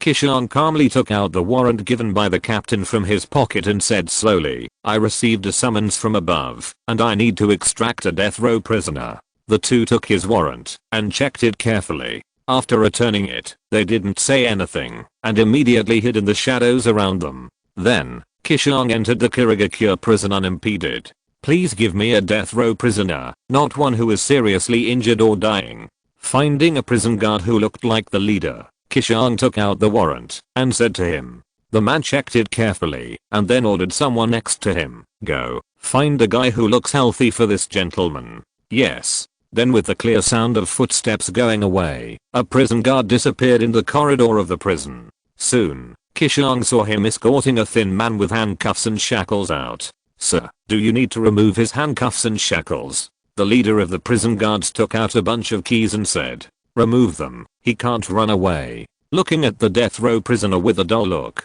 Qishuang said nonchalantly. The man was covered in wounds, probably because he had been tortured. His eyes were dull, and he was probably tortured. He looked very weak. If he couldn't even keep an eye on such a guy, then he really didn't need to live. With the sound of ding dong, the handcuffs and shackles on the man were completely removed. Ice release, ice binding technique. Qishuang gathered chakra in his palms and wiped the wrists of the death row prisoner. A frost rope emitting cold air immediately bound him again. The other end of the rope was held in his hand.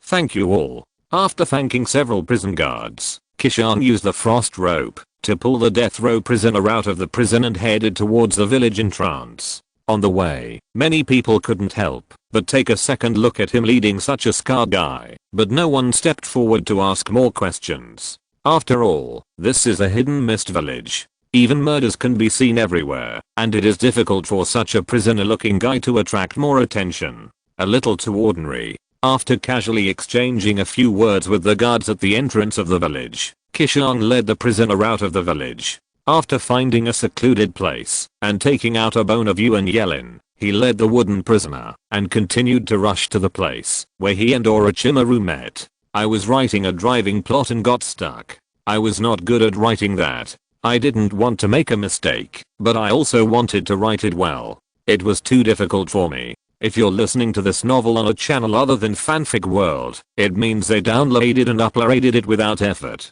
We cordially invite you to visit our channel, Mundo Fanfic Novelos. There you'll find the original version of this story and you can explore many other novels of various genres. We're waiting for you to immerse yourself in a world of incredible novels. Chapter 298 Resurgence. Not long after, a man in a white robe, who was writing furiously in a clearing in the woods, appeared in front of Qishuang. It takes so long to capture a person, Orochimaru said without raising his head when he sensed his approaching breath, and continued to write on the scroll, as if no one was around. There was only a little left, and the two spells were all recorded. Of course, he did not intend to exchange them with the other party without reservation. Therefore, he secretly deleted some key parts. Although I have no taboos about killing, I will not casually attack ordinary people. Looking at the dense handwriting on Orochimaru's scroll, Qishuang continued, this sacrifice is a death row prisoner I got from the prison in the hidden mist village.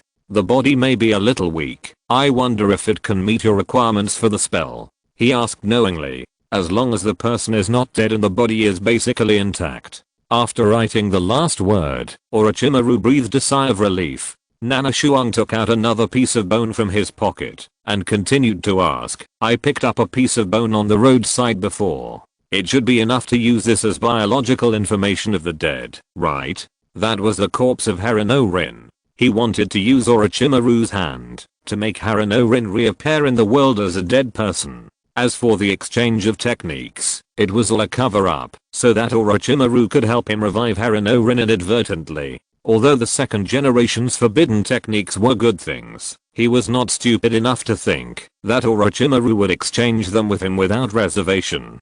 Taking a step back, even if he really got the complete immortal reincarnation, he might not be able to practice it. You know, even Orochimaru, a recognized genius, spent many years of hard work to truly practice this terrifying ninjutsu that revived the dead. Whether in terms of experience, he is far inferior to Orochimaru, a guy who has been famous for a long time. The only thing he is worse than the other party is the various theoretical knowledge brought from his previous life, but that obviously cannot be directly applied to ninjutsu. It is too unreliable to learn the immortal reincarnation by yourself and revive the Rin. It is more appropriate to give this job to Orochimaru. Bones. Looking at the piece of bones in the boy's hand, Orochimaru nodded and whispered, "It should be fine. But I have to remind you again. The current immortal reincarnation is not perfect and still has many flaws. After the soul of the dead is summoned from the Pure Land to the present world for resurrection, it cannot stay for a long time. It doesn't matter." Nanashiro waved his hand nonchalantly and couldn't wait to say, "Please show me, Lord Orochimaru, so that I, a ninja from the Hidden Mist Village, can see this magical ninjutsu of reviving the dead." After that, he threw the bones in his hand over. Catching the flying bones, Orochimaru licked his lips and said meaningfully, "I believe that, after you have seen this amazing ninjutsu, you will not regret exchanging with me. Even I have seen tens of thousands of secret techniques, but I have never seen a more amazing ninjutsu than this. The second Hokage is really a genius. If I hadn't been born at the wrong time, I would have become his best partner." The second Hokage was very creative and left behind many amazing techniques. Even Orochimaru, who thought highly of himself, did not dare to compare himself with the second Hokage. Take this immortal reincarnation for example. If the second Hokage hadn't left the framework of this ninjutsu, he would not have been able to complete it completely. In fact, if the second Hokage hadn't left the information of this technique, he would never have thought that the power of ninjutsu could actually revive the dead. Then, Orochimaru put the 2 scrolls he had written into his arms, took out another scroll from his pocket, and slowly walked towards the dazed prisoner. It was not known whether he was tortured too harshly in prison or the man had lost all hope. Since he came out of prison, Qishuang had never heard the man utter a sound. He was just woodenly led by him, like a walking corpse, without any reaction. However, the other party's state also made his work much easier. There was no need to worry that the sacrifice would always think about escaping. Watch carefully, I will only show you once. Whether you can learn it in the future depends on you. Orochimaru's face had a meaningful smile. Then, he opened the scroll and spread it on the ground not far in front of the sacrifice.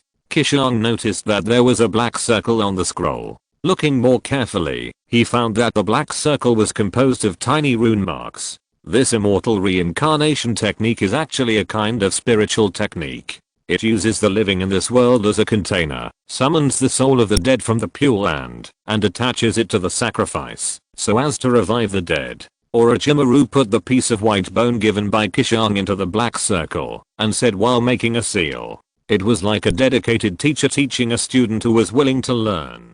If he hadn't known that Orochimaru was moody and had a bad temper, Qishuang would have almost believed that he was really teaching him the technique of immortal reincarnation. Immortal reincarnation. After forming the last seal, Orochimaru shouted softly. Qishuang saw that the rune marks in the black circle on the scroll seemed to come alive. Like black earthworms, they swam out of the scroll and crawled along the ground towards the sacrifice. In just a few breaths, those black rune marks surrounded the sacrifice and formed a complex black array pattern on the ground. Then, he saw that the center of the black array pattern, where the sacrifice was located, lit up with white light, and countless white dust floated out of the void, like a group of bloodthirsty ants, quickly crawling up along the feet of the sacrifice. Perhaps unable to bear the pain of being occupied by an alien soul, the walking corpse-like sacrifice finally moved at this moment. He screamed and struggled. However, those ant-like dust particles looked tiny, but their absorption ability was very strong. No matter how he struggled, he could not shake them off his body. More importantly, his hands were still bound by Qishuang's ice-binding technique and he could not move at all. His struggle was in vain. Fortunately, the process of the deceased attaching to the sacrifice was not very slow. It only took a few seconds for the dust particles climbing up to completely submerge him. The screams of the prisoner also stopped abruptly. Then, the dust particles attached to the prisoner's body surface quickly solidified, and a little girl with short brown hair and purple square facial patterns appeared in front of the two. I didn't expect that she was a Konoha ninja. It's really interesting, Orochimaru said in surprise, while packing up the scroll, after taking a look at the little girl, who was resurrected by the immortal reincarnation. Because he saw the Konoha forehead protector on the other party's forehead. Now you understand the purpose of Qishuang's proposal of a deal, right? Chapter 299 Success. At the same time, Yuan Yelin, who was resurrected by the sacrifice, also opened her eyes. However, the dark brown pupils had lost the color of the living, and turned into a pair of black dead eyes. Lord Orochimaru, why are you here? After seeing the white-robed man in front of her clearly, she asked subconsciously. Because you have been resurrected. Looking at the dazed little girl, Orochimaru said jokingly. Resurrection? Hearing this word, Yuan Yelin realized that something was wrong. She slowly raised her hands, but found that her wrists were tied with a frost rope.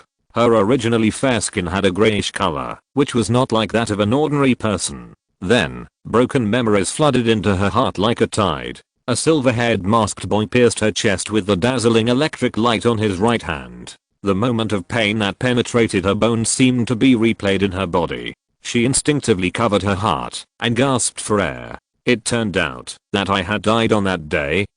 She put her hand on her chest, but she didn't feel the hole in blood. Yuan Yelin looked down and found that the wound on her chest had disappeared. At the same time, she finally understood what Orochimaru meant by resurrection. She was affected by an unknown force and came back to life. On the other side, Orochimaru took out a kunai with a talisman paper tied to the end and showed off to Qishuang. Boy, watch this. The purpose of immortal reincarnation is not just to revive the dead, but to use a special talisman that works with it, bury it in the body of the revived person, and then control it. In this way, the caster can obtain a steady stream of combat power by summoning the dead strong. Great. It's really eye-opening. Qishuang walked over while clapping. Orochimaru continued to introduce proudly, because the dead resurrected by the impure world reincarnation are not truly resurrected, their bodies are made of special dust, and have extremely strong recovery properties. Even if they are severely injured, they can quickly reorganize, and recover and continue to fight. It can be said that the strong who are resurrected by the impure world reincarnation will become tireless and immortal fighting machines. This is the most terrifying part of this ninjutsu. Anyone who learns this ninjutsu is equivalent to having the ability to create an undead army. How about it? Do you want to exchange your momentary beauty with me? He looked up at the boy and stretched out the kunai with the talisman in his hand towards Yuan Yelin's head. He was in a good mood today, and he was going to continue to demonstrate the game of controlling the impure world reincarnation. Lord Orochimaru, what are you going to do? Looking at the kunai stretched out, Yuan Yelin said tremblingly. Although she still didn't understand the situation in front of her, she instinctively shrank back. Because she clearly remembered that Orochimaru was a well-known dangerous person in the village. Orochimaru glanced at her, only showing a meaningful smile, and did not answer. This kind of guy summoned by the immortal reincarnation was destined to be the pawn of the caster from the beginning. The status of both parties was not equal, and this little girl had no right to talk to him at all. In addition, the other party was just an ordinary chunin, so he felt that it would be a waste of words to say more to her. A pawn should have the awareness of a pawn, right? Water style, water whip. Just as the tip of his kunai was about to pierce the little girl's head, a light blue whip shot out from the side, wrapped directly around the little girl's waist, and pulled her over.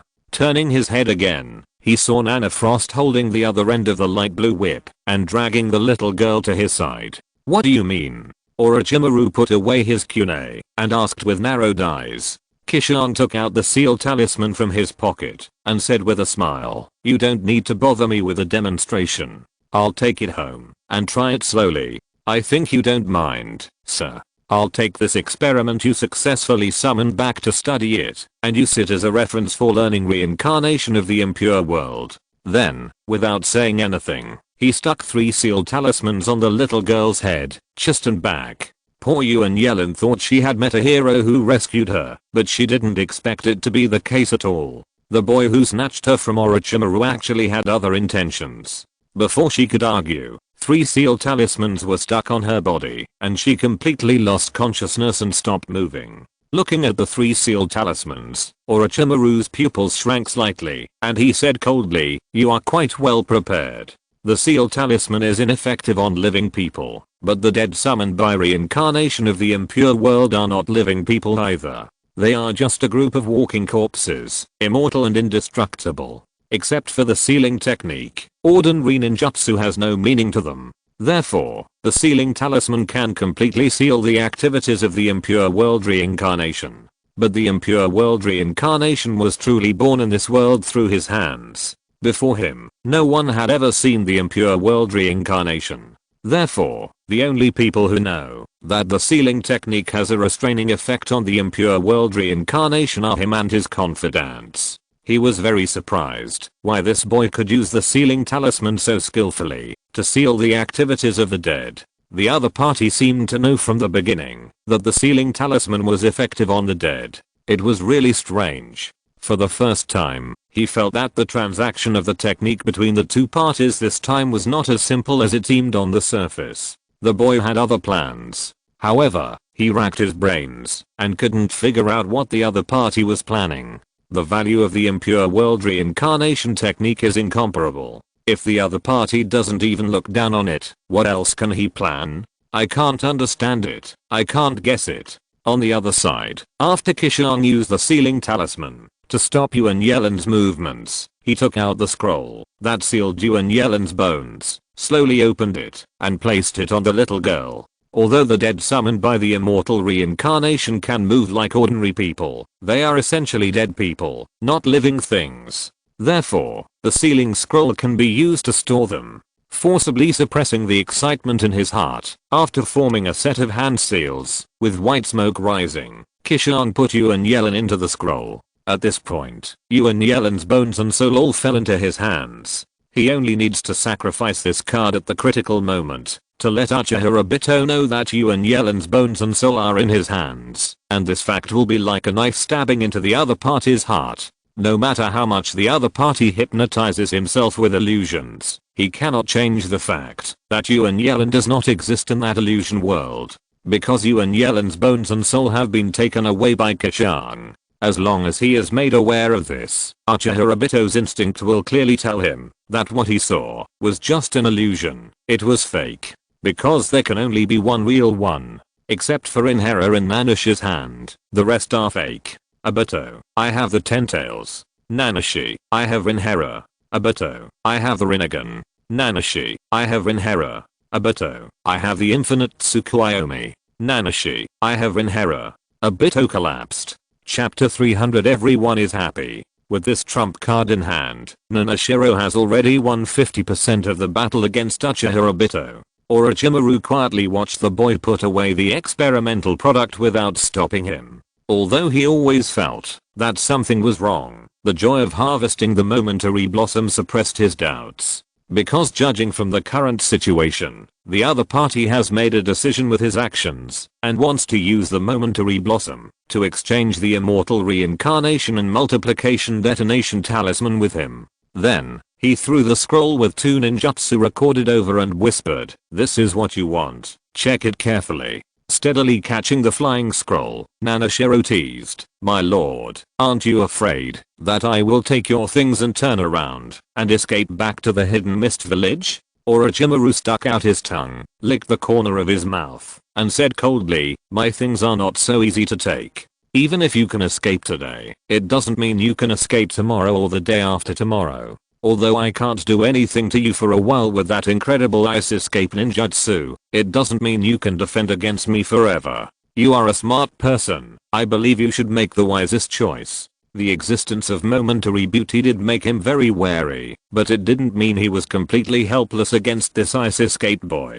Victory or defeat sometimes does not necessarily have to be determined by a head-on confrontation. Playing tricks in secret can also achieve the goal. Perhaps it is a habit brought from the Anbu of Konoha, or it is just his nature. What he likes to do most is to act in secret and solve problems with his brain. He actually hated Jiraiya and Tsunade, who always attacked from the front, and used force to do things like reckless men. They had no technical skills at all. They did not reflect his profound knowledge and extraordinary means. Hearing this, Qishuang put away his smile. Of course, the transaction was carried out as usual. Orochimaru was notoriously difficult to deal with, and he had no life and death hatred with him, so there was no need to offend such a dangerous person. Therefore, when he recorded momentary beauty, he did not completely falsify it, but just deleted some key parts. He did not want to offend the other party too much. Orochimaru might be able to find out the secret of this ninjutsu from it, but he could not let others practice it. In this way, he could prevent his trump card from being learned by others. As for the possibility of Orochimaru completing this ninjutsu, it was not impossible. After all, the other party's experience and knowledge far exceeded his. However, Orochimaru himself does not have the ice release Kekkei Genkai, and completing this ice release ninjutsu is as difficult as finding a needle in a haystack. You know, even if Nanashiro himself has ice release, it took him several years of hard work to complete it. He does not think that Orochimaru has so much patience and energy to complete this ninjutsu that he cannot practice. After carefully reviewing the authenticity of the two techniques, Nanashiro took out the scroll containing the momentary beauty from his pocket and threw it to Orochimaru. The transaction is over. I should go back to Kirigakure. Goodbye, Lord Orochimaru. As soon as Orochimaru caught the scroll, he heard Nanashiro's voice saying goodbye. When he looked up again, the other party had disappeared. You slipped away quickly. Looking at the shadows in the forest, Orochimaru muttered, and then slowly opened the scroll. After a solemn glance, he confirmed that it was the one that the other party had verified for him earlier, and it was not a fake to fool him. Then, he stuffed the scroll back into his pocket, and walked towards the port with satisfaction. This trip to the Land of Water was fruitful. Not only did he get the pure blood of the Hazuki clan that could improve his immortality, but he also picked up a talented Kaguya clan seedling. Most importantly, he also got a terrifying technique that was said to be able to stop time. Although he didn't have the ice release bloodline Genkai to practice, he just happened to have another ninjutsu that was about to be completed. Once that ninjutsu was completed, he would be qualified to practice this terrifying technique. Thinking of this, he felt that he walked more briskly. But, then again, why does that little girl look so familiar? He muttered to himself on the way. This transaction was really a bit strange, so he kept recalling the details of the transaction process. This memory was not a big deal, and he suddenly felt that the little girl's face was a little more familiar. However, with his identity, there were not many chunin who could get close to him in Konoha. Most of the ninjas he came into contact with were some Jonin level ninjas, or those unlucky experimental subjects. He really couldn't remember when he had seen such a chunin level little girl. Could she be Anko's playmate? He thought as he walked. Anko was his student when he was still in Konoha. He still remembered that when he left the village, Anko was only the same size as the little girl just now. Therefore, when he saw the little girl, he thought of his former student, Anko. If the other party was Anko's playmate, he had accidentally seen her several times, leaving an impression in his mind and feeling somewhat familiar, then it would make sense. However, he clearly remembered that because of him, children of the same age were not willing to play with Anko. Except for being close to Tsunade's little niece Shizune, Anko had no playmates. That little girl was not Anko's playmate. Then, who is she? Excluding the possibility of Anko's playmate, Orochimaru continued to think. Konoha Zanbu was where he most often moved around, but the little girl didn't come from there at first glance. This was his intuition. The little girl did not have the qualifications to enter the Anbu. Outside of the Anbu, the people he most often interacted with were his former comrades Jiraiya and his friends. But Jiraiya and his friends were not married, had no children, and did not have students of that age. Students? Speaking of students, Orochimaru's mind was filled with the image of a blonde young man. That was Jiraiya's student Minato Namikaze, who was also the fourth Hokage of Konoha. Whenever he thought of Jiraiya showing off in front of him that he had a disciple who became a Hokage, he felt very unhappy, because this would make him feel frustrated. You know, when Jiraiya was young, he often liked to compete with him, but he always lost to him. But in this life, he still lost to Jiraiya in two things. One is the practice of immortal arts. Because he arbitrarily transformed his body, he lost the opportunity to practice immortal arts. This was not because he was not qualified, but because of physical defects. On the other hand, Jiraiya successfully practiced the immortal arts of Miyaboki Mountain, and was awarded the title of Immortal. The second is the teaching of disciples.